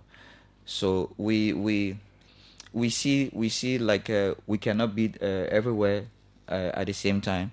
So the after sales team, the parts manager, they came up with an idea where if you are going to use the vehicle maybe within the southeast, and you are not going to be able to drive down just for 1,000-kilometer service, we train your staff, we train your driver, we train your technician on how to do this service, and who provide the parts for you free of charge as well. Somebody's asking, CFAO, what are some of the investments you have in Liberia? What are major investments you made in Liberia? That's from somebody. Yes, so it is true, but I think right now CFO major investment I would say has been with human capital. Okay. Yes, so on a monthly and quarterly basis, we have trained staff going out of the country. Some of them we do visual training, some of them travel miles, some of them go to the manufacturer to see how the vehicles are being manufactured and how they are being taken care of. So we are investing not in infrastructure to build a bigger building, but we are investing into the human capital. So from the opening of our door to the managing director as well, we have to technicians, we have trained staff. So CFO is investing more into the human capital. Yes. Okay, I think we would just take course quickly. Let's have people forming a part of the program this morning. It's on the OK Morning Watch. And it's now 29 minutes past 8 o'clock this morning. We open the phone lines. Call us on 0777 700 995, 0555 995 995. Call us and be a part of the program. So we have in studio, okay, we have our very first caller. Let's take this caller. Good morning. Morning. Good morning. Let's hear you. What's your name? Good. My name is Senaji. I call it from Safer. Okay. So I'm just concerned about Toyota now, in that why are they now promoting so much of the products after years of making a product so expensive? I need to say it's being from heaven. Is it because all mail and all other NGOs are not scaled down? Look at the urban cruiser they're talking about. Look at the cost of it all there. Compare it to all the express at around 19,000 and change. I asked them for the urban cruiser price in Liberia. They make that product so expensive. So people fear it and believe that it's only for NGO and government to buy. Considering now there are varying options, the government itself is using other options. So I mean, I don't understand what kind of market strategy they do or they're trying to do, but Toyota hasn't been helpful to this country economy at all in terms of customer relationship. That's my point. Customers relationship. Okay, I hope you're taking down the point so we'll take more calls. Go ahead to your live. Hey, good morning. Good morning. You're speaking with Peter Bige from President National Union of Organizations for the Disabled, Newark. Please go ahead. I heard the young man, and I want to know, when will they bring forth a company that will produce car in Liberia instead of them going elsewhere, but to produce, but we get everything that should produce the car here. There is a way that they can talk to the government in order to bring company here to produce the car, so that we can be able to get a $2,000 US car, 2005 car, and other things. That car will not be the issue in this country. Okay. Thank you. Okay, thank you for your points. Let's keep the calls coming into 0777 700 995 make your points. We have Sika Motors, FAO. What's the acronym for that? The other F what? CFAO. Okay, so they are here. They are our guests, and then you can make your points. You can ask them all of the questions you need to ask them. But there were 2 points made, by the callers. Who want to take that on? Yes. So the first caller was saying why now we are promoting when Toyota have been around for. So just hold on. Let's hold on. Go ahead, please. Morning, Ole. Good morning. Fatu, I think my name is Focus Ocean, and I'm from the Southeast. Good morning to your guests. Good morning. They are listening. Yeah, good thing. I think to see these things are very good, and their businesses are very, very decent. Okay. In terms of marketing strategy, but I got few concerns. Please ask. Go ahead. Particularly, he made mention of Southeast, and whether it is business, whether it's social, economic, political, when talking about Southeast, they touch my heart. So I'm really moved to ask a question this morning. The question, in terms of distance, which is Southeast, almost good number of kilometers. Mm-hmm. When you're turning your vehicle going to the Southeast, and you train the driver, the operator, to be a cooperative device. I want to know at who expense, first of all, whether it is a car owner who pays for the service to train the driver, to train maybe whoever that want to be, whether a mechanic, what have you, at who expense. The second thing is, in my mind, the strategy they deploy to say, look, we're going to train the driver in terms of any problem. For me, it's not rich. It's not actually up to task, because what they will have done is to have a southeastern region. I tend to be correct. It's the biggest region in the entire republic. So for you to be doing marketing in the southeast and say, "Look, we're going to train your driver temporarily," I think they need to work on that strategy. Okay. Then the second thing, as I close, is you talk about part payment. Yeah, like image. Yeah, part payment. Yeah. So, at what level of earning, whether it's an individual or institution, the part payment can be considered, and how it can be done. Thank you for the opportunity. Okay, whether individual or a company basis with the part payment. Okay, understood. This caller, go ahead to your live. Yeah, good morning, Ali. Good morning. And good morning to the studio. Good morning. This is Jerry Plato calling from People Community. Go ahead. Yeah, I wanted to know something because I heard them talking about making car affordable for anybody who is into business, whether being regardless of the size of business, but they want to make it like everybody should have access to car. I would like to know the cheapest one and the next to it. The cheapest? Yes. In making car available. Okay. Yes. Okay, so they're getting your points. They will respond to you. So let's keep it coming in. 0777 700 995 0555 995 995. Let's take this caller. Go ahead, please. You're live. Hello? You are live. Go ahead, please. Yeah, my name is Nat Gibson, and I call you from Jacket community. Our whole community here is outside down. Hello? Yeah, hello.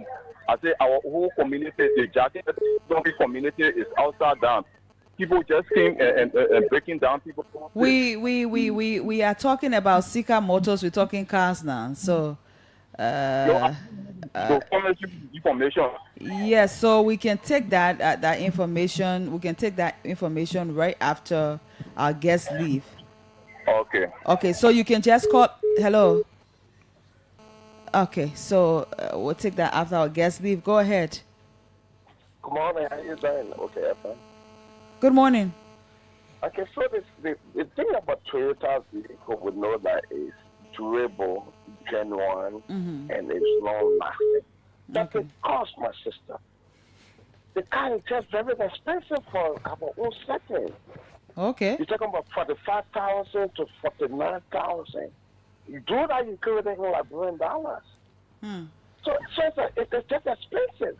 The ordinary man spending $45,000 to $49,000 for the Land Cruiser pickups. I mean, just sit down and do the calculation. How many will bring for $45,000 to $49,000? And they say they want to provide car for the ordinary people. Now, so they were explaining to you how to do that. Yes, so let me bring cars that will cost maybe $15,000, $20,000, $25,000. I think it will work for. So I think they have cars like that. Maybe you just want a bigger one as well.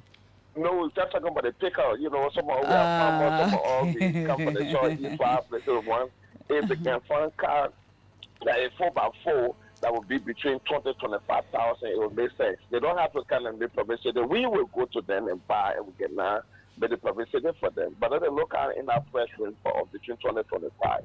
Okay. Thank you so much. They're listening. This caller, go ahead, please. Thank you so much. Thank you very much for your topic. This is Ajit Sana. Okay. Actually, I called due to the last caller a section I respect to cost of vehicle when it comes to poor people. Yeah. I think it should be the government on the issue of taxes. When you bring a used car to the port, maybe cars between 5 to 8 years, they charge you not less than $4,000 to $5,000. So when you bring your brand new car, the taxes on it is very high. So the first thing government has to look into is how to reduce taxes so that costs can be reduced.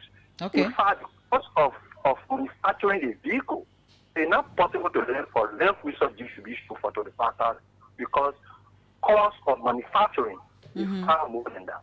So we have to take all of that into consideration. But the main important thing is that the government knows that the citizens are poor. You have to cut down costs by reducing taxes. Then when you reduce taxes, they allow vendor also to reduce costs because taxes also contribute towards increasement of prices of goods and services. Okay. I've spoken on this on many occasions. You are not putting money in the pocket of the people, are creating jobs. When you make everything hard, how do you expect it to survive? Government is not just intended to create taxes for government officials to get paid. When you raise taxes, you must create avenue where all the people can get a job. Okay.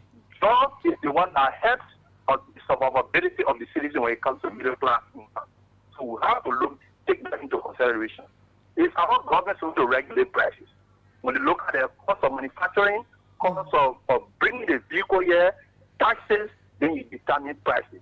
You can't charge me higher cost than extending ourselves for low cost. It's not possible. So we have to be rational when it comes to some of these things. Thank you very much. Thank you so much for your time. Okay, so we can take one or two more because the concerns are so many. We can take one or two more quickly on 0777 700 995, 0555 995 995, and then you can ask all of the questions you need to ask. So we will go into the. Yeah, you can respond. Anybody? Yes. So first, I will respond to some of the concerns by our customers out there.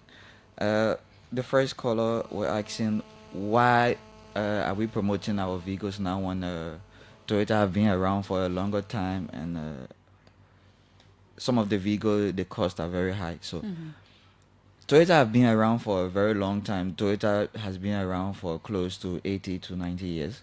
Not just in Liberia, but Toyota itself. Toyota is a family business. The word Toyota is a family surname, so that means that's a last name.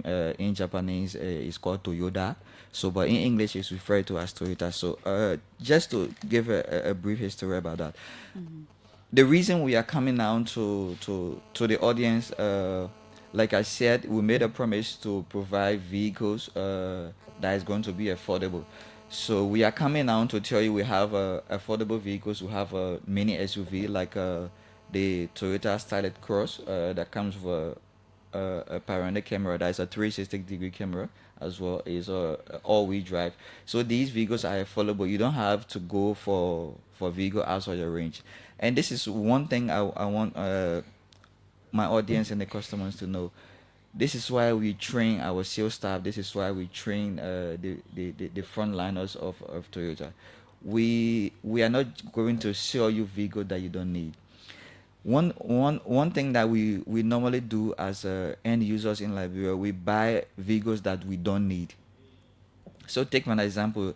I'm staying within the single belt. I work within the single belt, and I buy a Toyota 4Runner because it has a 4-wheel drive. I'm never going to use that 4-wheel drive. So why am I going to spend 40,000 to buy a Toyota 4Runner? Why should I spend 50,000 to buy a Toyota Land Cruiser Prado? Do I need all of the features? No. So because of that, we train our sales staff to analyze your needs. What are you going to need the vehicle for? Where are you going to use the vehicle? How are you going to use it? And we sit down with you and help you to make choices in buying vehicles. So we have affordable vehicle for as low, like I said, we have a vehicle for as low as 18,000. So the vehicles that we are selling is not just 45,000, 50,000. If you see it that way, no. But normally we buy the vehicle that we don't need. So at the end of the day, we don't see the total cost of ownership. The total cost of ownership become high. You look at the operational cost. You're using your 4-wheel drive vehicles, you have to change your differential oil. Differential oil that you have never used the 4-wheel drive before. So why own a 4-wheel drive vehicles when you're not going to use the 4-wheel drive? Why can't you buy a mini SUV? You want a Jeep? Yes. We have a mini SUV, like Toyota Starlet Cross. We have the Toyota Urban Cruiser. So all of these vehicles are available. So we have vehicles available. This is why we are coming down to our audience. Okay. Then the next caller asks, why don't we have a Toyota plant in Liberia? So having a plant is not just like, sorry to say, to come and build a structure and say let's manufacture vehicles. There are a lot of infrastructure involved. You have to have a stable power. You have to have a trained staff. Now this is why, like I said, CFO Mobility Toyota, we are investing. Somebody asked, what is our major investment? We are investing into the human capital. So if we have this capacity, then you can start to persuade Toyota to say, okay, now you can start having your plant within Liberia. And Toyota is open to our continent, that we have more than 6 different plants on the continent. So not all the vehicles that we are selling are being manufactured in Japan. We have a plant now in Ghana. We have one of the biggest Toyota plant in South Africa, which is because there are other factors involved in opening a plant. Like I said, you have to have a stable power. You have to have a trained human capital as well. So gradually, the economy is going to get there, and opening a plant here is not far ahead. So the caller who wants to see a Toyota plant here, we should all work towards that. It's not just about CFO mobility, is about the entire country, like we are working towards that. Another one said at the southeast, but for my southeast brother, it's good I'm also from the southeast, so I understand when he said when you talk about the southeast, it gets to your heart. So I know how we the southeasterners, how we cherish our side of the country. Yeah, so if we are going to train your staff, we are going to train your driver, we are going to train your technicians, it's going to be at the cost of the company. So you are not going to pay for training your staff. Yeah, so if you buy a vehicle and you are going to use it within the southeast, you are not going to come back for service. So we are going to train the driver at the expense of the company. So my southeastern brother is not going to be at your expense. So when you purchase a vehicle, when you are training your driver, we are training your technician, is going to be at our expense as well. So the next guy asks for the financing scheme. How can you acquire a vehicle or a motorcycle but in our Liberian way, say CIP? Installment. Yes, so we came up with this financing scheme almost 2 years ago, and because we are not a financial expert, like I said, you cannot be everywhere, you cannot be everything. there's a saying they say, "Jack of all trade is master of none." Master of none. So yes. we are master of mobility. We are not master of finance. So Okay. we partnership with two financial companies. That is EcoBank and UBA. So this financial scheme has been running for almost 3 years, where you come to Toyota, we help you select a vehicle that you are going to need, not vehicle you want. Vehicle they are going to need. So we give you the rundown on how to do the payment. You get to the bank satisfy your credit value, and we give you the car. So the financing scheme ranges between 3 months to 5 years. So if you are taking a vehicle within the gap of 20,000, taking a vehicle within a gap of 30,000, you can do a monthly payment between 3 months to 5 years to own a vehicle. Yeah. 3 months to 5 years. Yeah. So the financing scheme is between 3 months to 5 years, and we are partnershiping with two banks.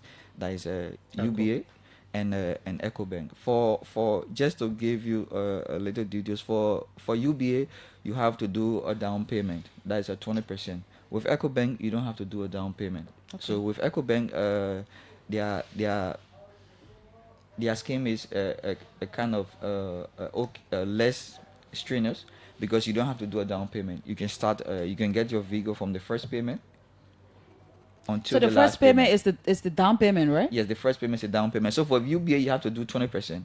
Oh. For EcoBank, you don't have to. requesting something, For okay. EcoBank, you don't have to do any percentage. You do. So you what's the start down with your monthly payment? payment. So depending on the price of the uh, vehicle. UBA is saying 20%. So Yes. for EcoBank, what it is? What do you have to have on hand to? So for Yeah. EcoBank, you have to do your first monthly payment. So if you are doing the vehicle for 36 months, so the first monthly payment. So if you are doing $500 per month, so your first $500 gets to EcoBank, and you get to drive it with a brand new car. Oh, okay. Yeah. Wow, that's good. So that's how the financing scheme works. Yeah. Okay. Other concerns you want to touch on it?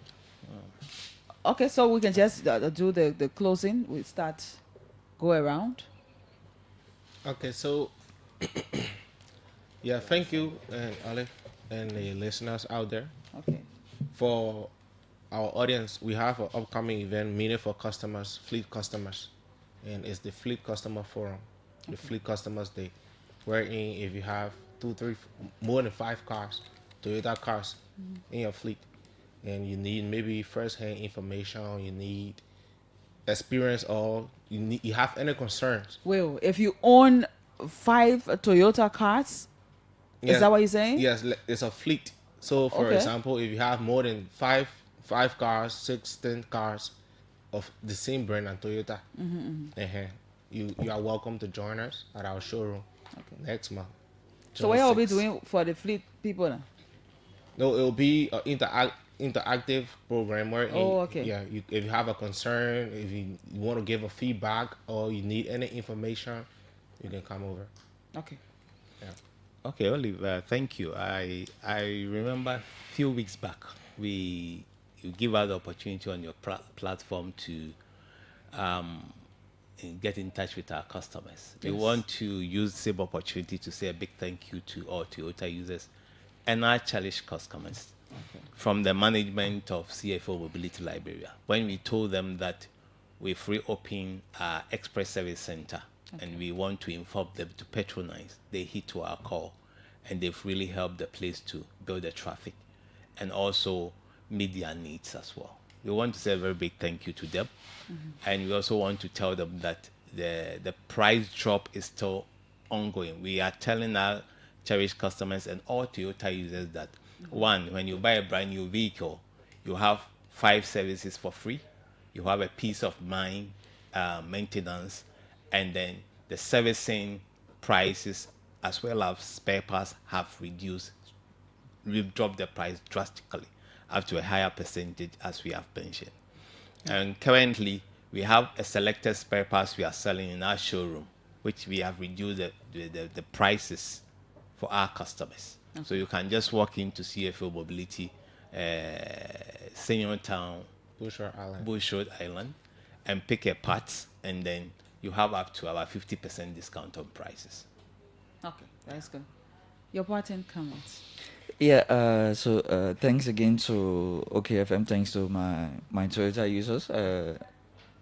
out there. And once again, our doors are open.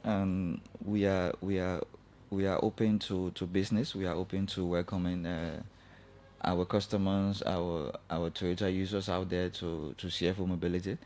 And please don't get the concept as Toyota vehicles are expensive. Like I said, we made a promise and we are living up to a promise. Like we have vehicles that are affordable that you can use within and around Monrovia that is going to take you for a very long time. And because we want to bring affordable vehicles to Liberia, we have our Toyota Belta now in stock. We have the Toyota Romeo that is for a family vehicle where you have a 7-seated vehicle as well. We also have the Toyota Urban Cruiser. It's a 5-seater SUV, and we'll have the Toyota Starlet Cross that was launched just this year. The Starlet Cross is a mini SUV with a lot of features, new features. We have the panoramic camera, that's the 360-degree cameras on the Toyota Starlet Cross. That means you can be in your vehicle and see in and around your vehicle. So we also have our Toyota all-new Prado that was launched early last year, and you are welcome to CFO Mobility. We are here to provide you with a mobility solution, and don't be afraid to open our doors. We'll be welcoming you anytime between Monday to Friday, 8 to 5. So for sales of new vehicles, you can call our hotline. That's +231 777 887 333 or +231 0770 994439. Thank you. That's the hotline. Yep. Thank you to CFAO for always coming to us, to interact with your customers. And I hope you get all of the customers running to you the way you want them to. Thank you so much for the time. So until next time, we want to say thank you. Thank you, Lee. Okay. Thank you. All right. What are you waiting for? The competition is on.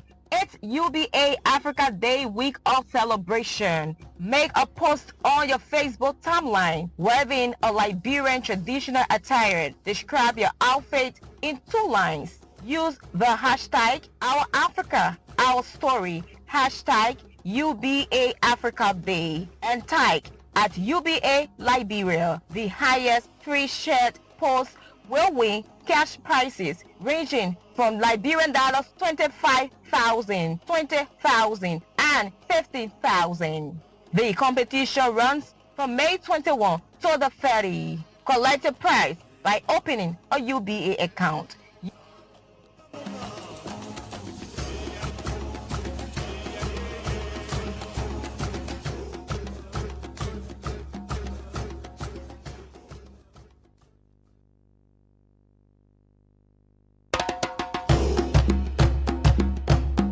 What are you waiting for? The competition is on. It's UBA Africa Day week of celebration. Make a post on your Facebook timeline wearing a Liberian traditional attire. Describe your outfit in 2 lines. Use the hashtag #OurAfrica, Our Story, hashtag UBA Africa Day, and tag at UBA Liberia. The highest 3 shared posts will win cash prizes ranging from Liberian dollars 25,000, 20,000, and 50,000. The competition runs from May 21 to the 30. Collect a prize by opening a UBA account. I'm feeling the vibes with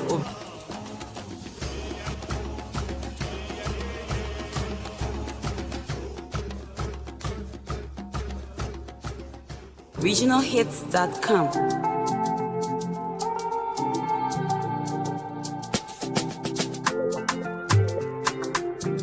Download your favorite song at originalhits.com. Pepe can chango, le pape say no want to do it, do. Clip can rock you, lepe when you coming true.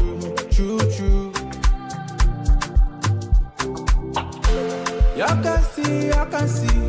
All the good gonna do for me, oh. Papa, your blessing to plant me and I get cut out to toe, oh. You open door, you made a way. Made my enemy call it fair. They want to wallow down me. I listen people not saying. Me only used to tell I mean, I telling me, okay, congratulations. They open the corridor for me to pass. When they said the full sale, congratulations. See how you turn it around for good from the way to farewell. Congratulations. The grace I carried and on their mate, they chit and do well. Congratulations.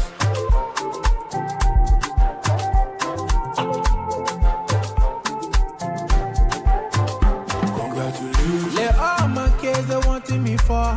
All of my Kenya I give it to God. Les things il a tout il a pour la maman. Les papes la zoba. Les poils la don kutuku. Si les things na do. J'ai let to say we na John su. Me I go pepe. Tiens putupu. You turn it around for me. When all of them were looking down on me. Clipper you still a show. Your own part is slow but sure. Let me at your day, tell me yes sir. Used to put your lemon, tell me what's that. Lick belly them plan to your dream. Papa, I do as you say. Hey, I can see.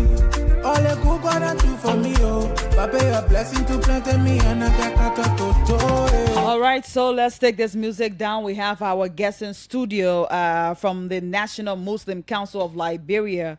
We have two of its members here in our studio this morning. Without wasting any time, let's move across the table and have them talk to us this morning on the OK Morning Rush. So, good morning. Welcome to the OK Morning Rush. Good morning. Thank you. Okay, so for the sake of the audience, you can just say your name, your position, So we start from you. Okay, my name is A.F. Kogo Reeves. Okay. Secretary General of the National Muslim Council of Liberia. Okay. My name is Dr. Suleiman Ahmed Kone, or Sulumani Ahmed Kone. I'm a consultant, urology, working with the John F. Kennedy Medical Center. Okay. I'm also the president of the Union of Muslim Health Workers of Liberia. So tell us what do you do, especially when it comes to the National Muslim Council of Liberia? I'm talking about that. Okay, actually, the Ministry of Health and Social Welfare approached us through one of the staff of that ministry, who is also a member of our union, to organize a health awareness campaign for the prospective pilgrim, and then also participate in general screening of all of the pilgrims that are leaving Liberia this year, as well as assist in the vaccination program. So that's actually what we do for the Ministry of Health and Social Welfare, as well as the National Muslim Council of Liberia. What kind of vaccination are you carrying out on the people who's leaving? Yeah. So currently we have yellow fever vaccine that is being served. Oh, okay, the yellow fever. Okay. Not only that, there's also a corona vaccine that we are serving. No, coronavirus, right? Yeah. COVID, yes, COVID. Yeah. It's not, I'm saying coronavirus. Actually, COVID vaccine. Okay. We are serving COVID vaccine in addition to the yellow fever vaccine. And then we are doing general screening for the pilgrim. So it runs from when to when? We started yesterday. Okay. And it runs from the morning. By 8:30, 9 o'clock, we are supposed to be at the various centers. We have 3 centers. Okay. Yeah, but the bulk of the activity currently is taking place in the National Muslim Council building in Oro.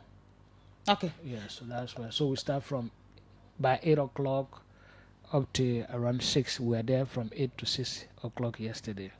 Okay, so let's hear from the Secretary General of the Liberia Muslim Council of Liberia. So tell us more about this entire process. Okay, thank you very much. I want to appreciate you and also tell you thank you for allowing us to use the studio this morning. The Muslim Council is the umbrella organization of all Muslims in Liberia. So we work along with Muslim entities, Muslim individuals, and people, and also the government of Liberia. So we are the umbrella organization. So usually this is a sacred movement that we are in, especially the Hajj, which is the 5th pillar of Islam. Okay. And every year we go through these things because it is one of our pillars. So based on that, we set up, there's a Hajj agencies that recruit pilgrims or prospective pilgrims for the holy city of Mecca. So this year we try to decentralize it, especially in Monrovia. This is the reason why, because the influx of Hujjaj, that is prospective pilgrims, that we try to decentralize it.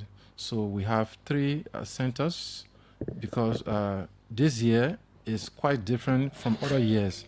Okay. This year we have up to a little over 500 pilgrims are living from here. So how has it been? Less than that or more? It have been less than even 300. Liberians have not gone above 300. Oh. So this year is a different story, because last year we had a successful pilgrimage. So that also encouraged other people who had the notion that maybe Liberia were not prepared, so they were all pulling. So this year is a different thing. You have a lot of people coming in. Up to now, the quota of Liberia is 1,000. Liberia have not been able to reach even 500. So that tells you that the population or the way things have been done, it have not been done properly. But however, we have put some mechanism in place to make sure that our people don't suffer, especially living from Liberia or living from their various houses, going to the airport. Sometimes they spend days before traveling. It impedes the process and make the people tired, and people feel weak to come to Liberia or to leave from Liberia to go for pilgrimage. But because we have set up a new pace and make sure that we work on this action plan and make sure that our people don't suffer. So based on that, you have the pool of people. And we also want to use this medium to extend our appreciation to the government of the Republic of Liberia, the president, for affording us, for allowing us the opportunity so that we can make this dream come true.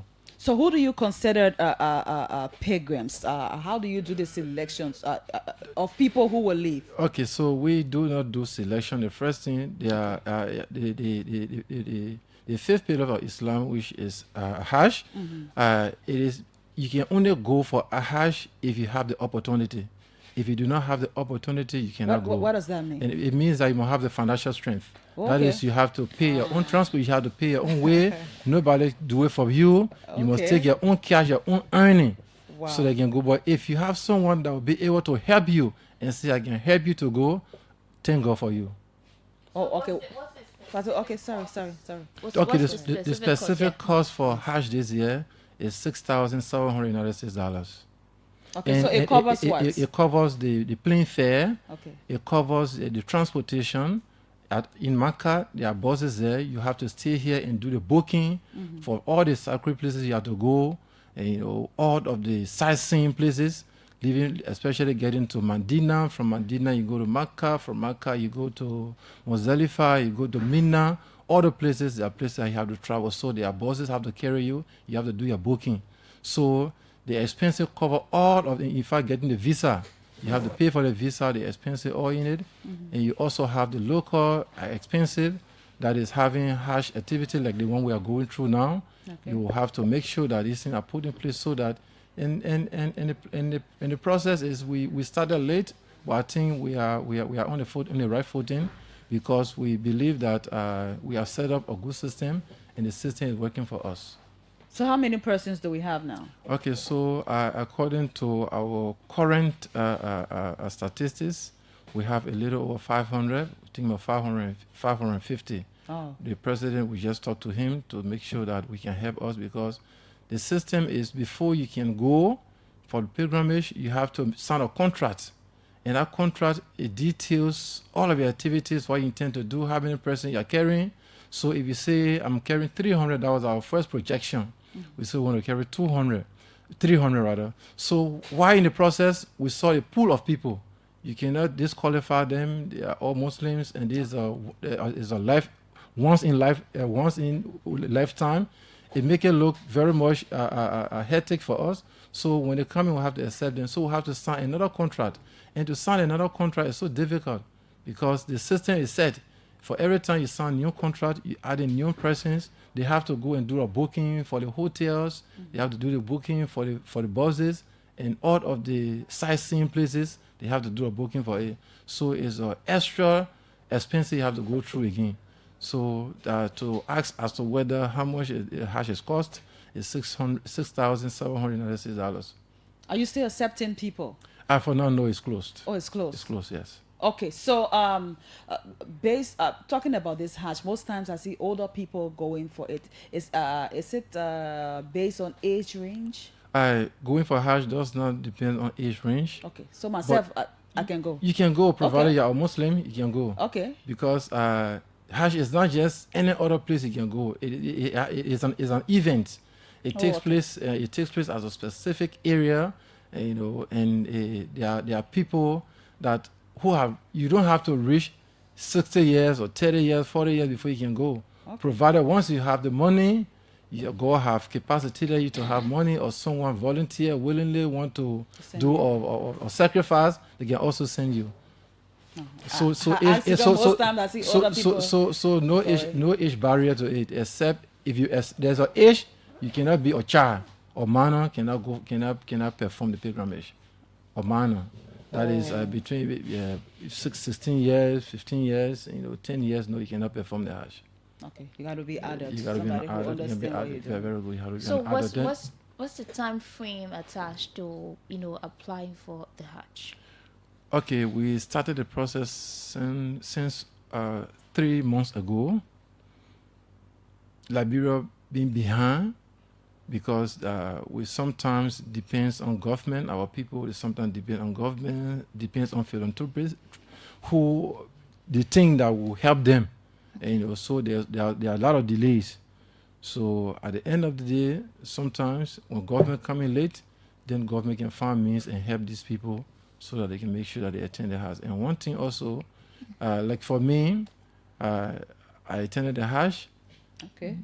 At my age, people said I was young, but age does not have to do with Hajj. The reason why you see other people going most of the time is because here's a man that he have lived his life, and he feels that his parents should be the first to go before him. Okay. And he feels that I can't do this thing with my parents, so let me send my parents before I can go. But it's not a prerequisite anyway. Okay. Yes, you can do it willingly yourself. You can go before your parents, or your parents can go before you. But because of the respect and the kind of way our mothers, our parents have turned our lives around, how they brought us all, when you think about it, you always want to see as to whether how you can carry it, you can pay their way, or they can go before you.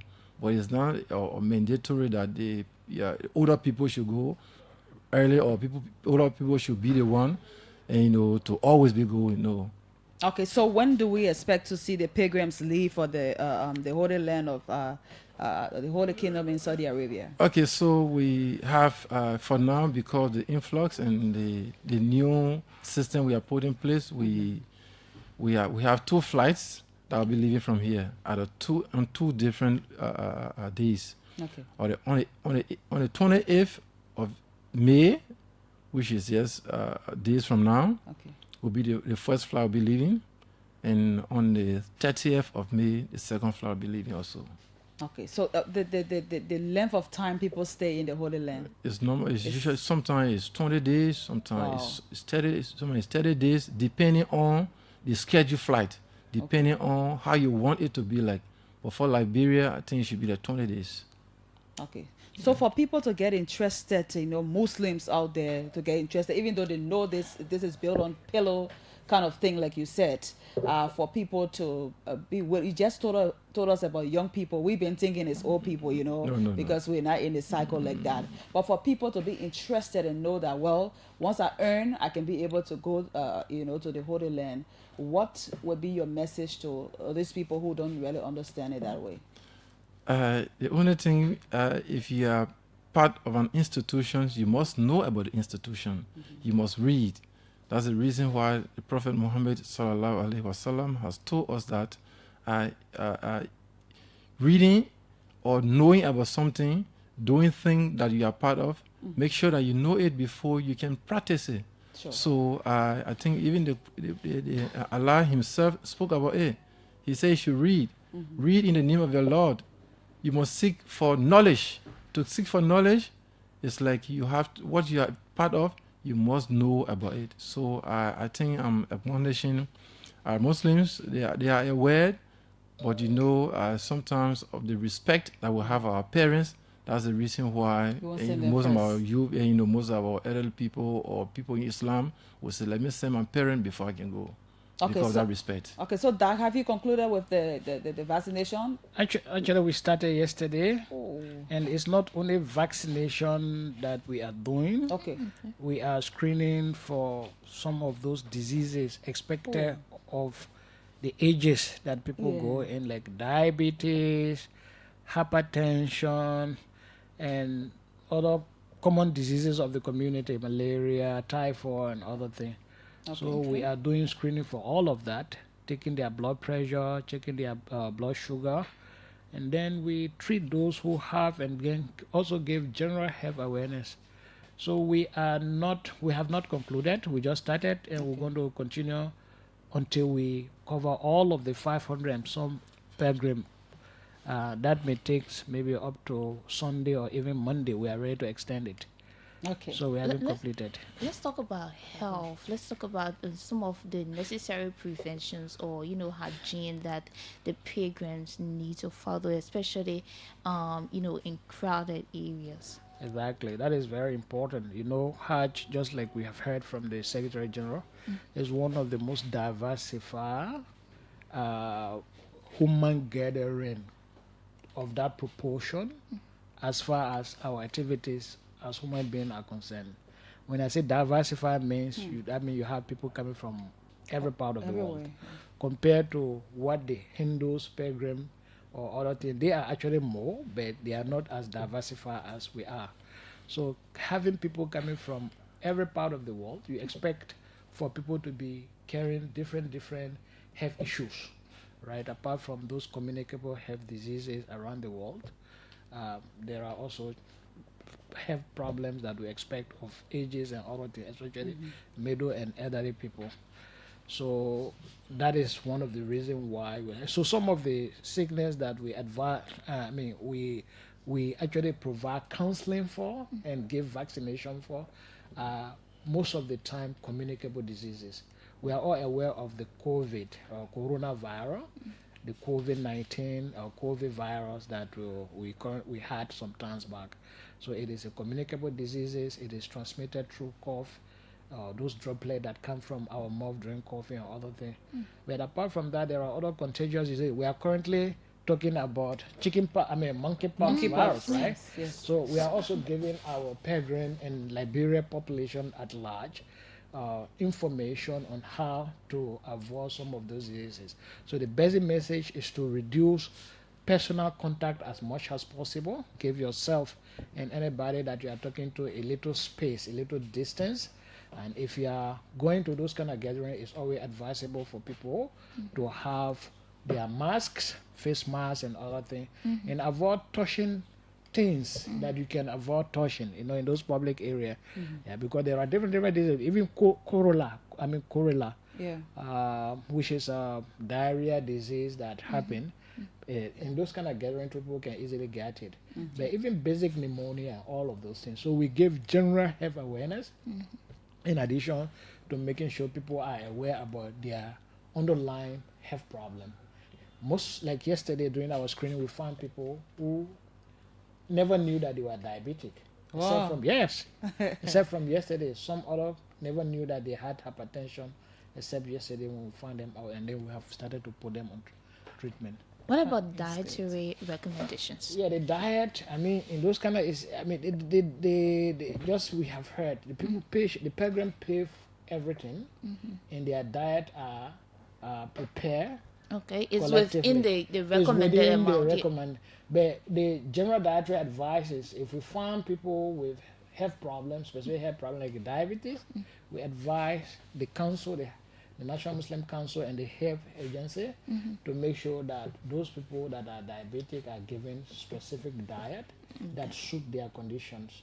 And then some other people who have problem with their oil, you know, the oil system, or we call it hyperlipidemia in medical term, we also advise them not to eat excessive oil. Yeah. Okay, so it's in the package, SG, is it in the package? Yes, You yes. do all of these things before they leave? So the It's in the meals package. is- Actually, before you leave, you sign a contract with the catering. Okay. There's a catering service you have to sign a contract with, and you have to tell them your diet. Okay. So it is based on that. They will tell you as to whether the kind of food that you are about to eat there, and you know they especially like they have almost fruits. Yeah. For Saudi, in terms of fruits, they are so special in it, and they are so cheap there. So and they also supply them to the various hotels, you know, to the various hujjaj or the pilgrims. So I think when it comes to the issue of the diet, it is in the contract. Okay. It's in the contract. Thank you. So we will like to take calls so you can hear from some of your, brothers and sisters who would like to phone in and give a word. So you can call us on 777-700-995, 555-995, 995. We have the National Muslim Council in our studios this morning. And you heard all they talk about the pilgrims that will be leaving for the Holy Kingdom of in Saudi Arabia, on the 20th. Yes, on 20th and the 30th. Yes, they will be leaving. So you can place your call. We have this. Go ahead. Good morning. Good morning. How are you? I'm doing great. Go ahead. Okay. My name is Munya Muhammad Kava. Thank you very much for hosting our brothers into the studio. Okay. One key thing I really like to ask, most of the we have been having committee taking people to Mecca for these harsh issues here. But then we have not been hearing anything about Muslims being involved with the process. And how come this time around we actually seeing that Muslims are also involved when it comes to people to Hajj? So you say health workers? Yeah. I think he said there that he's a Muslim. Yes. They have not been involved. This is the first time. That's why he's saying. Okay. First time. What is the motive? They will tell you why. Are they really going to send anybody to go, any helper to go along with them in Mecca to keep our people on the safe side while they are on the process? Okay. Thank you. They will respond. Go ahead to your live, please. Oh, let's take it from this side. Go ahead to your live. You are live. Go ahead. Wow, you're sounding too low. We have to take it from this side. Go ahead, please. Yeah, good morning. Good morning. Oh, yeah. I want to thank our studio guest. I'm Dr. Mohammed Aswari. Go ahead. Yes.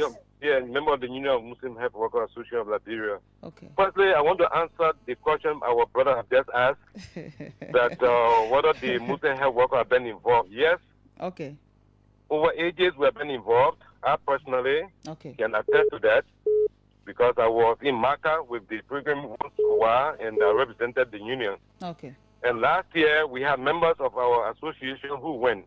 But to make it much more formal this year, because of the prevailing circumstances, as the Secretary General just said, we have more than 500 persons, usually 100, 200 persons. That's why it has not been an issue. Okay. But now the system has been revamped with the Ministry of Health. We can say for the first time, the Ministry of Health or the government of Liberia have just decided to help us with everything possible to make sure that the health of our people are taken into consideration. Okay.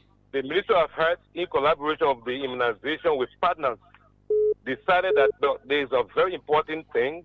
You have outbreak of other diseases like monkeypox, coronavirus, and so on and so forth. So the ministry couldn't stay idle by. Okay. So they empower us to make sure that everything goes as it is. That's why we're making a big issue of it. Okay. But the ministry, we are very involved on the on-site. Thank you so much. So there's no need for them to answer because he answered. Go ahead.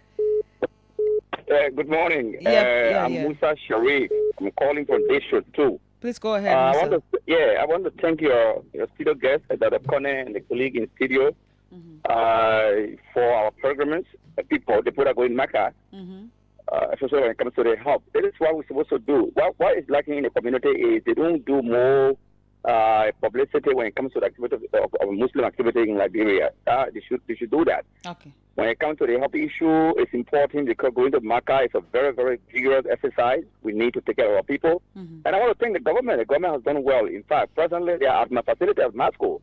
Many people are there trying to check their status and then, their general overall health conditions. How it's supposed to be. So I want to thank them. I want to thank the group. Please go on the media most of the time. Let the public know what you are doing in Islam. Don't keep the religion to yourself. Make the other people to understand things that are going on. And then that way, I think it'll be good for all of us. Okay, let's squeeze in this last call and then we'll come to you. Go ahead to your live caller. Good morning. Good morning. Assalamu alaikum to my Muslim brothers in the studio there. My name is Prince B. Wilson. I phone you from District 10 this morning on the road. I want to say thank you to your studio girls, our brothers, for taking this to another level. But I got one concern and please say your concern. Yes. Yeah, my concern is have to do with the issue of you people expanding it to our various mosques, to our imams, that will be able to relate the message better for our people who are planning and preparing to go. Okay. My concern, my question have to do, is there any health-related issue that can prevent people from going?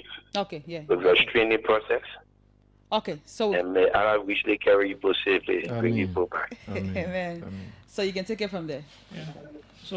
Okay, so like I want to begin with the first caller. Okay. Even though Dr. Sorry came in, but I also want to speak more on it. That is, in time past, we've been having the medics. We have been having health workers that have been with us. Even living from here to Makkah, they go along with us. Because to continue looking at the health status of the people, monitoring it at the same time, anyone that they see any symptom of any other illness, they can just come in. That's the reason why we have to buy drugs. We buy sufficient drugs for our people. So when they come down with any illness, you just go and continue their medication. So we've been doing it before. This is not the first time. People live from here. For now, even we have up to 4 nurses that live from here just to go with the pilgrims. So I think we are doing something good because, as I said rightly, we've been having very minimal amount of people that go in. You have up to 150, maybe 200, 250. But this time around, you're talking about 550. So it's a huge amount. So you have to carry nurses. So definitely we have nurses and we'll continue the awareness even as we speak. Tomorrow, which is Saturday and Sunday, we're having a hash workshop. The hash workshop with all of the pilgrims will be there because majority of them, almost 89% of them, they are all people that have not traveled. So you have to give them this traveling restriction and how you can move on. If you don't take time because you are going to a very huge crowd, you have to be together. Even the money that you are carrying with you, you have to carry new money. You can't carry small money. Like maybe you carry $50, you can carry $20 in your hand. You carry $20, it's not useful. So they need to know all of the financial strength that they have, especially how they can commute, how they can communicate the economy and what have you. So also, you are teaching them from one place to another. You are going to here, and when you go here, you're going to the next area, and also you make sure that you have to put yourself together. Tomorrow we are going to this place, and how we're starting, where we are to end, you have to explain to them. Telling them also the luggage that you have to carry, you have to bring along with you, that you have to have the flight will give you 23 kilo, that is 46. Those 46 kilo, you don't have to put all in one bag, you have to divide it and you have to weigh them. All these restrictions, all this basic information. We're going to share with them. We have special people who have specialized, in Hajj. They'll be explaining on Saturdays and Sundays. Okay. So all of our Hujjaj, of our pilgrims, they will assemble at the Muslim Council tomorrow and Sunday, and also for the workshop. Then also in that workshop for those 2 days we'll suspend the 2 other places that they will be going for training for screening. Okay. That is the Moscow and the Dr. Soare Clinic. We will suspend those 2 places for tomorrow, Saturdays and Sundays. Okay. Then on Monday, we'll continue with them. Okay, thank you. So finally, is there any illness? Somebody asked that question that Yeah. can restrict people from going. Actually, apart from a very serious health problems, like that is of sudden or acute onset, for example, somebody with heart problem. Oh. If you have a heart problem that is active, that means you are not on treatment for it. To withstand the vigors of Hajj, and then the crowd that gather in those kind of places is very strenuous. Okay. So that is one, or maybe serious liver problem that make one very exhausted easily, and then cannot withstand the up and down. And then maybe some other contagious diseases that are of public health concern, and it is of urgent, how do you call it, onset. Okay. So apart from that, generally there's no limitation except for those issues. Thank you so much for the time. Thank you for sharing this space with us this morning. Thank you. Thank you. Thank you so much. So up next we will take our next guest, so we can talk about the rates. Download your favorite song at originalhits.com. Pepe can change go. Le pape say no want to do it, do. Clip can rock you. Lepe when you coming true. You can see.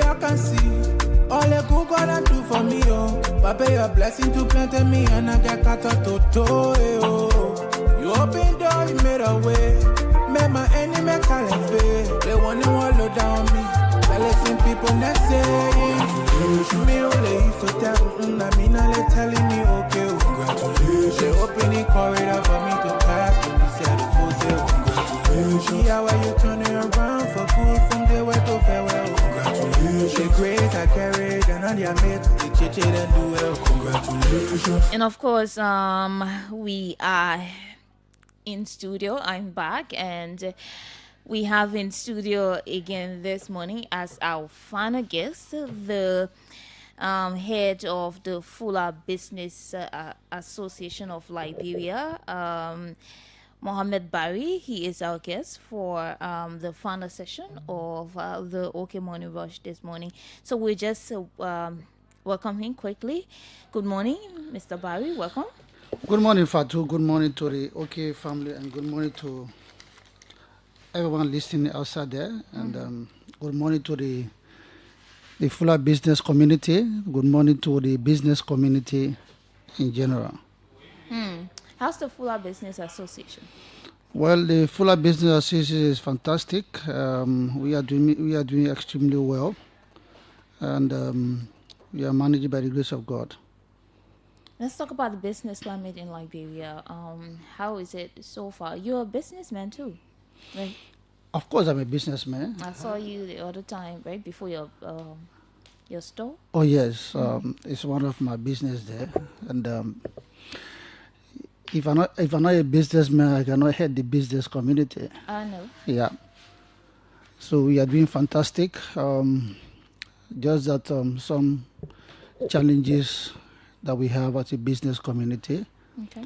And then we have been talking about, but unfortunately the government have been playing deaf ear to us. You know, these are some of the situations that we're finding right now, and the government, not this government, but any other government in Liberia, they are taking the business community for granted. So they only know us in terms of paying taxes, which of course we abide by paying taxes. Okay. But some of the challenges and constraints that we are facing, they are not care about it. So it is time for the business community to come together and to hold together to make sure that we have to confront our government to make them to understand we have the right by the Constitution that gave us Article 1 of the Constitution. right to the people, and it's the right of the government to making sure there should be a free movement of people and goods and services. Okay. So there should be a dialogue, there should be a roundtable discussions. That should not be an imposement on the business community. This have to be, discussed, with a roundtable discussion lengthily with the government, because we are not politicians, we are business people, and we are not ready to say we're going to fight with government, but we're going to engage them constructively. Yeah. Briefly, let's talk about the leadership structure. How is the leadership structure of the Fuller Business Association? I've not heard of a secretary. I've not heard of any other person. Oh yeah, thank you very much. The leadership is fantastic, and I just do some. I just create new leadership recently, and we're still going on some appointment. We'll have the vice president for administration. His name is Alhaji Amadu Jogo Jallo. He's a top business tycoon. We'll have the next vice president for operation is Mamadou Wuri Jallo, is another business tycoon. We have the secretary general, Honorable the pen pusher, and a master degree holder from the Cottington University. He's a business tycoon as well, Abubakar Bari. We have the Deputy Secretary General, Ibrahim Ba, in the Wagori government as well. And we have the Treasurer, and we have the Treasurer as well. He's a business tycoon. And we will have the Financial Secretary. The Treasurer is Boubacar Diallo. And we have the Treasurer, the Financial Secretary is Abdullah Jallo. We'll have his Deputy Financial Secretary Ibrahim Bari. And we have the PRO, the Public Relations Officer. And he's an international figure in terms of, the media landscape. He have a platform by the name of Salim Masi Official. We go on Facebook, just dial Salim Masi Official, you see him. We have more than 100,000 of followers. People inviting all over the continent. He's our public relations officer. So we have the liaison officer as well. One Alhaji Abdulkarim Ba. That's someone that been to Mecca more than 12 times. So all our documentation, he's managing it. Whatever want to send communication to government or whatsoever, he makes sure he deliver them. So these are the leadership. Don't be surprised just because you give me a call last night, and you have been calling me back and forward, but I decided to avoid the radio recently because of one or two reasons. And but because you insisted for me to be here today, that's the reason I decided to come. Or else the next time you will see most of the executive will be alongside with me to discuss issues. So we got to plan that. Do you face any kind of discrimination as an association? At the higher level, a lot of discrimination have been happening. And let me make the public to understand. Yes, we are collaborating with the Liberian Chamber of Commerce. The Liberian Chamber of Commerce, I'm a council member there by the constitution of the Liberian Chamber of Commerce.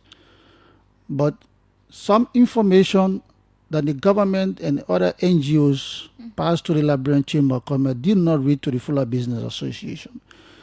The Fuller Business Association run the day-to-day activities that the Chamber did not know about.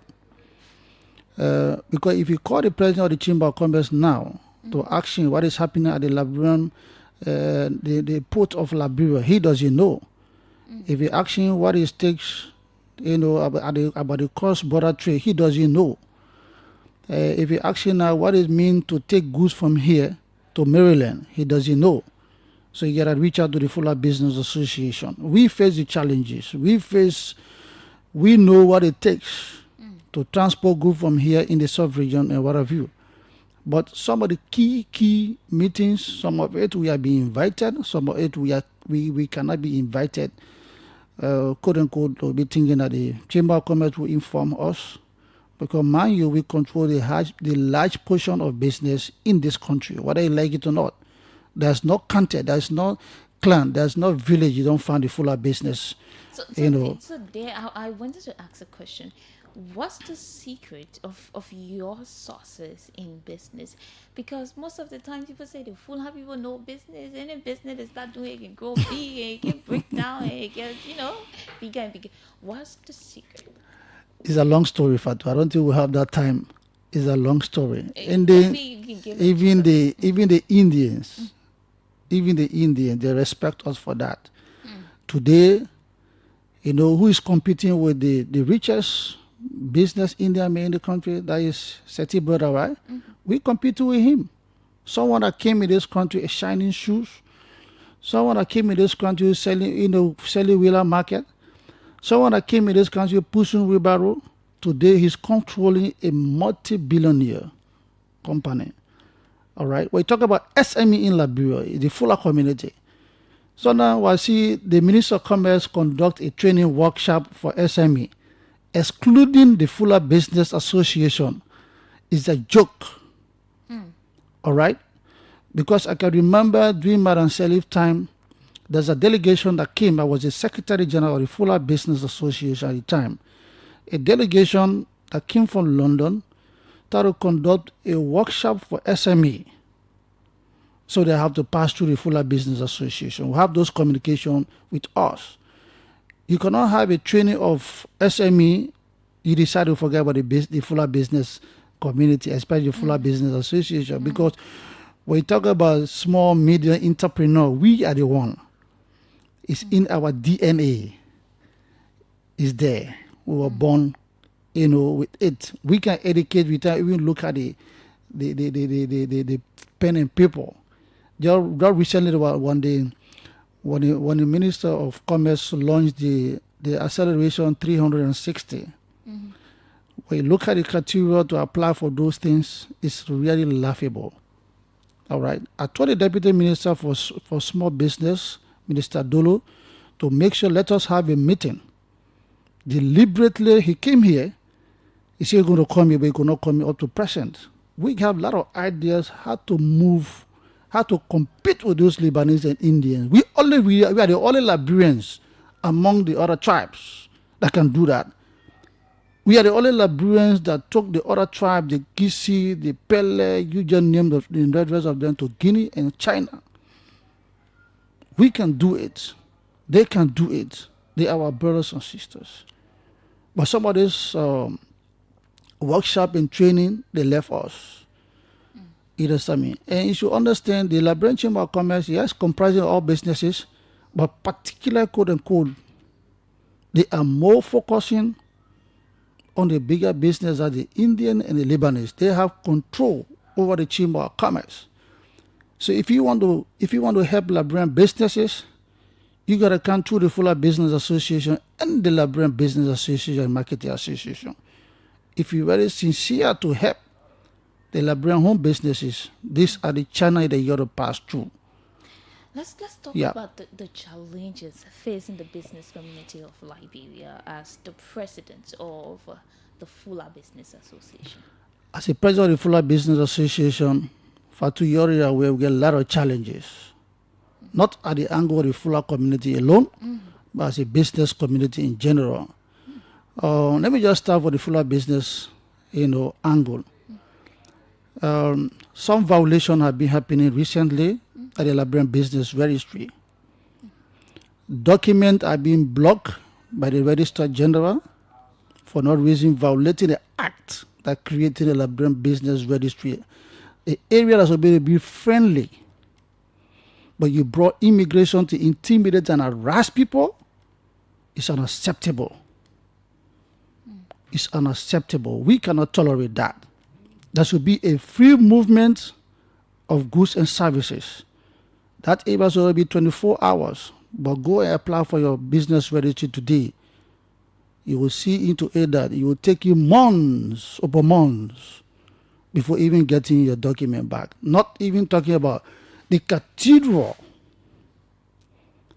The requirement of obtaining the Liberian business certificate. You must be, if you're a Liberian, you must provide photocopy of your national ID card, photocopy of your passport. But the new system that is placed there today, it has been changed without the awareness of the business community. So what's the new system? So the new system now, they will demand, they want to see your physical passport or your physical ID card where you bring them. A lot of discrimination because your name is Barry, so Jalo, and so forth. They will ask you, do you have a backing document? You say yes. You will bring the backing document. A document that will be issued by the Minister of Foreign Affairs, the Dean of Cabinet. You know that a lot of bureaucracy to obtain a passport. You gotta pass through a lot of formalities. If you're a Barry soldier, they will take you upstairs. You will meet with the Deputy Minister or Assistant Minister for Legal Affairs. Well, he or she is not satisfied with you, they will send you to the court. Criminal could be, for verification of that particular document, and the court will write the minister proper, and that document will come down, to the Minister of Foreign Affairs. Then before they call you for fingerprint. Now you will get your passport, ordinary passport. Then you proceed to the Liberian Business Registry. The Registrar General will tell you that your document that you have is not correct. Then you're doing the work of the court. We want to know whether the Liberian Business Registry become a courthouse or it's just another entity that's supposed to be doing goods, as well as be doing service providing, because they're service provider. You cannot pay for the service and you cannot provide those services. It's unacceptable. This thing needs to stop. This is another happened yesterday. There should be a plain field environment of doing business in this country. There should not be a discrimination against the Fulani that is contributing immensely in our economy. There's no part in villages in this country you don't find the Fulani. Whether being rain season, whether being dry season, then take the race to reach out to our people in those villages and towns. We don't want to give order for all business to close in the Republic of Liberia, which of course those counties will suffer. Now even talk about Mosurado. We have the ability to do that. We have the power to do that. We can go slow to do that. But because we need a good relationship with the government, we wrote the Minister of Commerce. We have been having a meeting with CC Kabi, the Liberian Revenue Authority, and the Vice President Office. But up to now, there is no redress. Even yesterday, I tried to call the Minister of Commerce. She refused to answer my call alongside our assistance. We are being patient. But there will be a time that will not be being patient, because the body is lying on my head as president.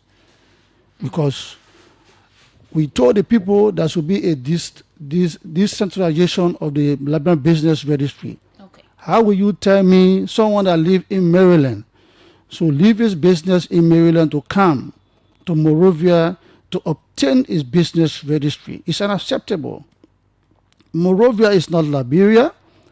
You have to have a branch there, because the transportation alone from Maryland to come to Monrovia is more than 10,000 Liberian dollars. And you're supposed to pay 2,000 Liberian dollars as a Liberian. So the government got to do something about it. Let's talk about the fluctuation of the exchange rate. How does it affect, the business community, especially for, these big business people, importers? How does it affect you? It affects us immensely, because for the fact of the matter, you decide to sell your goods for instance. Because right now the exchange rate outside there is 200. If those money changers that are changing the money for 200, and those that are purchasing or decide to go buy US dollar, they will buy more than 200. You know that, because the money changer have to look for profit. Probably they may likely have $1 or $2 under the money. So you as a businessman decide to sell your goods in Liberian dollars, At the end of the day, the rate go up, he become a loser. And you will go to Vitam. Vitam, the Lebanese that are there and the Indian did not receive our Liberian currency. They receive US dollar. And the profit that you're making for each carton of biscuit is less than $1 US. We brought that to the attention of former Minister of Commerce, Muda. You know what I mean? So he played a deaf ear to that. So this is a complete embarrassment for the business community. And the business community are losing, seriously. The central bank had to come up with a system to making sure that these things should not, because at the end of the day, the consumer is the one that's going to feel the pinch. So not only the business people is losing, but the consumer, if you take your salary today, you're expected to buy 3 or 4 items. At the end of the day, those items will be reduced because of the exchange rate. So it's affecting us seriously. A lot of offices are not accepting Liberian dollars. Like the APN terminal, we have been talking about it, time without memorial, the shipping lines, the Medtech, all of these people not taking Liberian dollar, they're taking US dollar. Our home currency in our home country are being denied by those people. So we say we're using dual currency, but the other currency are being favorable, the other one are not being. So it's unacceptable. There's no country around the world you see those things happen all in Liberia. This thing had to change. It had to change right now. Mr. Barry, this advocacy, you've been making it since Rock of Ages. And we think that things are not, at some level, are not working at all. Are you disappointed? I'm disappointed because we don't want to show our strength to government. No one can fight government. No one can challenge government. But government want to know our strength. In other countries, people know the strength of business community. In other countries, people know the trade union, Congress in any country. You know what happened in Senegal? Well, Macky Sall be done. He don't want to call election until December. But the business people came outside. He was forced to hold election in less than 2 weeks. He saw what happened in Egypt. Usman Mubarak. It was turned out by the Trade Union Congress of Egypt. In Nigeria, the same. Whenever government want to increase fuel or gasoline, they will make sure that if you don't try that, the Trade Union Congress or Trade Union Congress of Nigeria will come and take a stage. It happened in Conakry right here. It happened in Ghana and other places. But the government of Liberia, because the business community do not show their strength to them, will not exercise some of our constitutional right by coming up with a mass protest.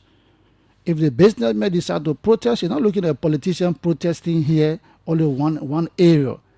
You don't feel the pinch. But businessmen decide to protest. If I call for a close down today, the entire country will close down. The entire country will close down because of the fact of the matter today. The Yana boys are crying. Just recently, the president of the Petit Trader decided to reach out to me. They are disappointed. So they're looking for means to create avenue.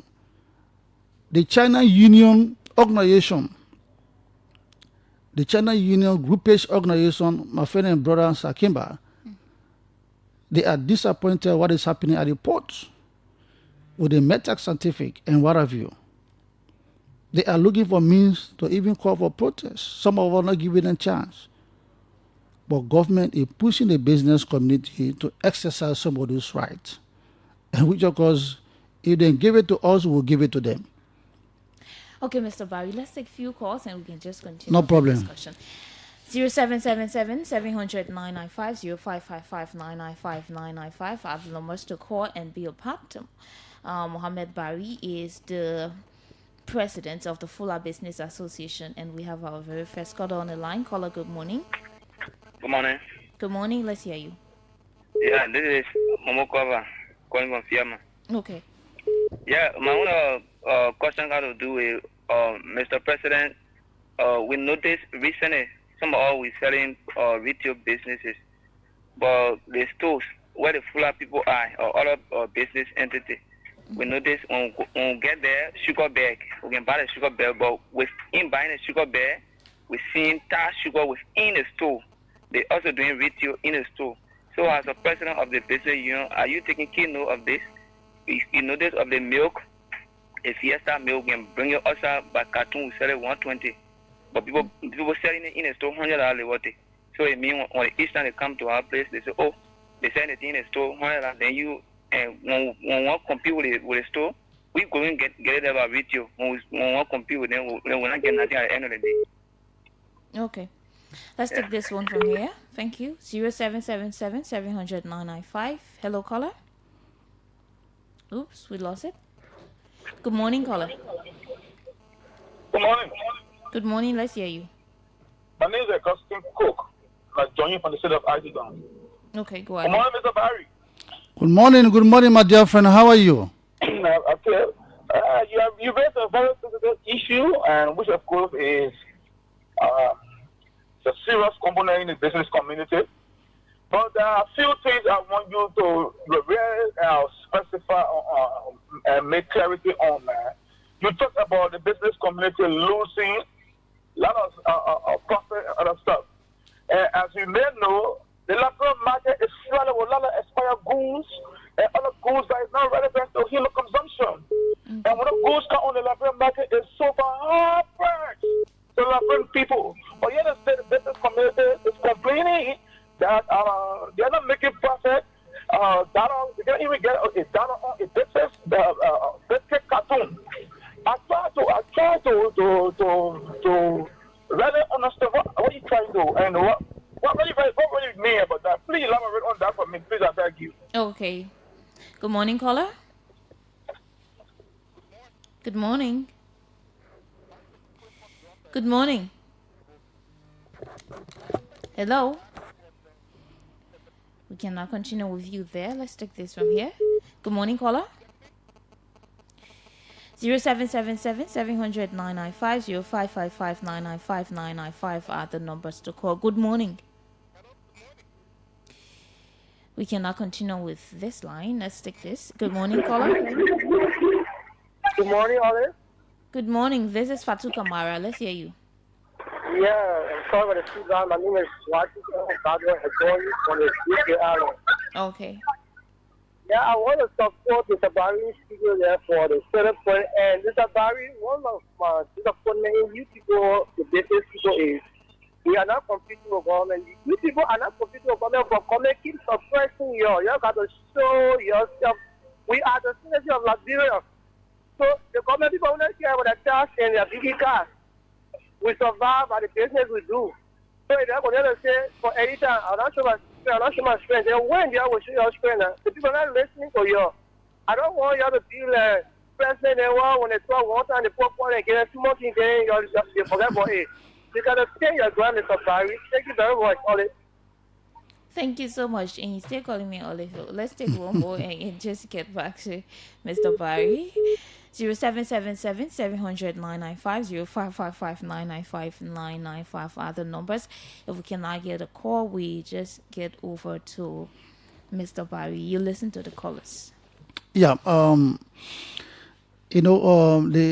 issue about retailing, we should understand that not all the businesses in this tool supposed to do wholesale. Some of it are involving to retail, some of them involving to wholesale at the same time. Mm-hmm. But it's the prerogative of the Minister of Commerce that is responsible to regularize some of these issues. Now, the other caller asked the question concerning, we are not making profits or purchase goods from Vita. It's true. Okay. These are situations that we brought to the attention to the Minister of Commerce. As I stated earlier, the former Minister of Commerce, Ami Muda, all right, because we need to have a lot of discussions, a lot of interactions before he resigns. Although there was, serious misunderstanding between he and myself concerning the issue about METEC, because I disagree with him concerning METEC. The issue about METEC, the next time I come here, we'll discuss the issue about METEC. Okay. We are very serious about METEC. We don't need METEC. That's what the caller said. We are being exercising patience. Maybe the government want to know our strength. But I can tell you for free, the government will know our strength in some days to come. Mm-hmm. Because some of these issues that they refuse to address It's I mean, at the end of the day, we will show our strength to the government. Okay, and the issue about, I think these are the questions that were asked. If I don't Did mean, you talk about the wholesale and retail thing? yeah, Liberians continue to raise this issue. yeah, the wholesale and retail issue, as I said, when you look at the business registration certificate, as a business person, you will see sole proprietorship. That means automatically you are involved into retail. Most of the community stores and most of the stores around the rail light and what have you, so I mean, they are involved into retail, all right?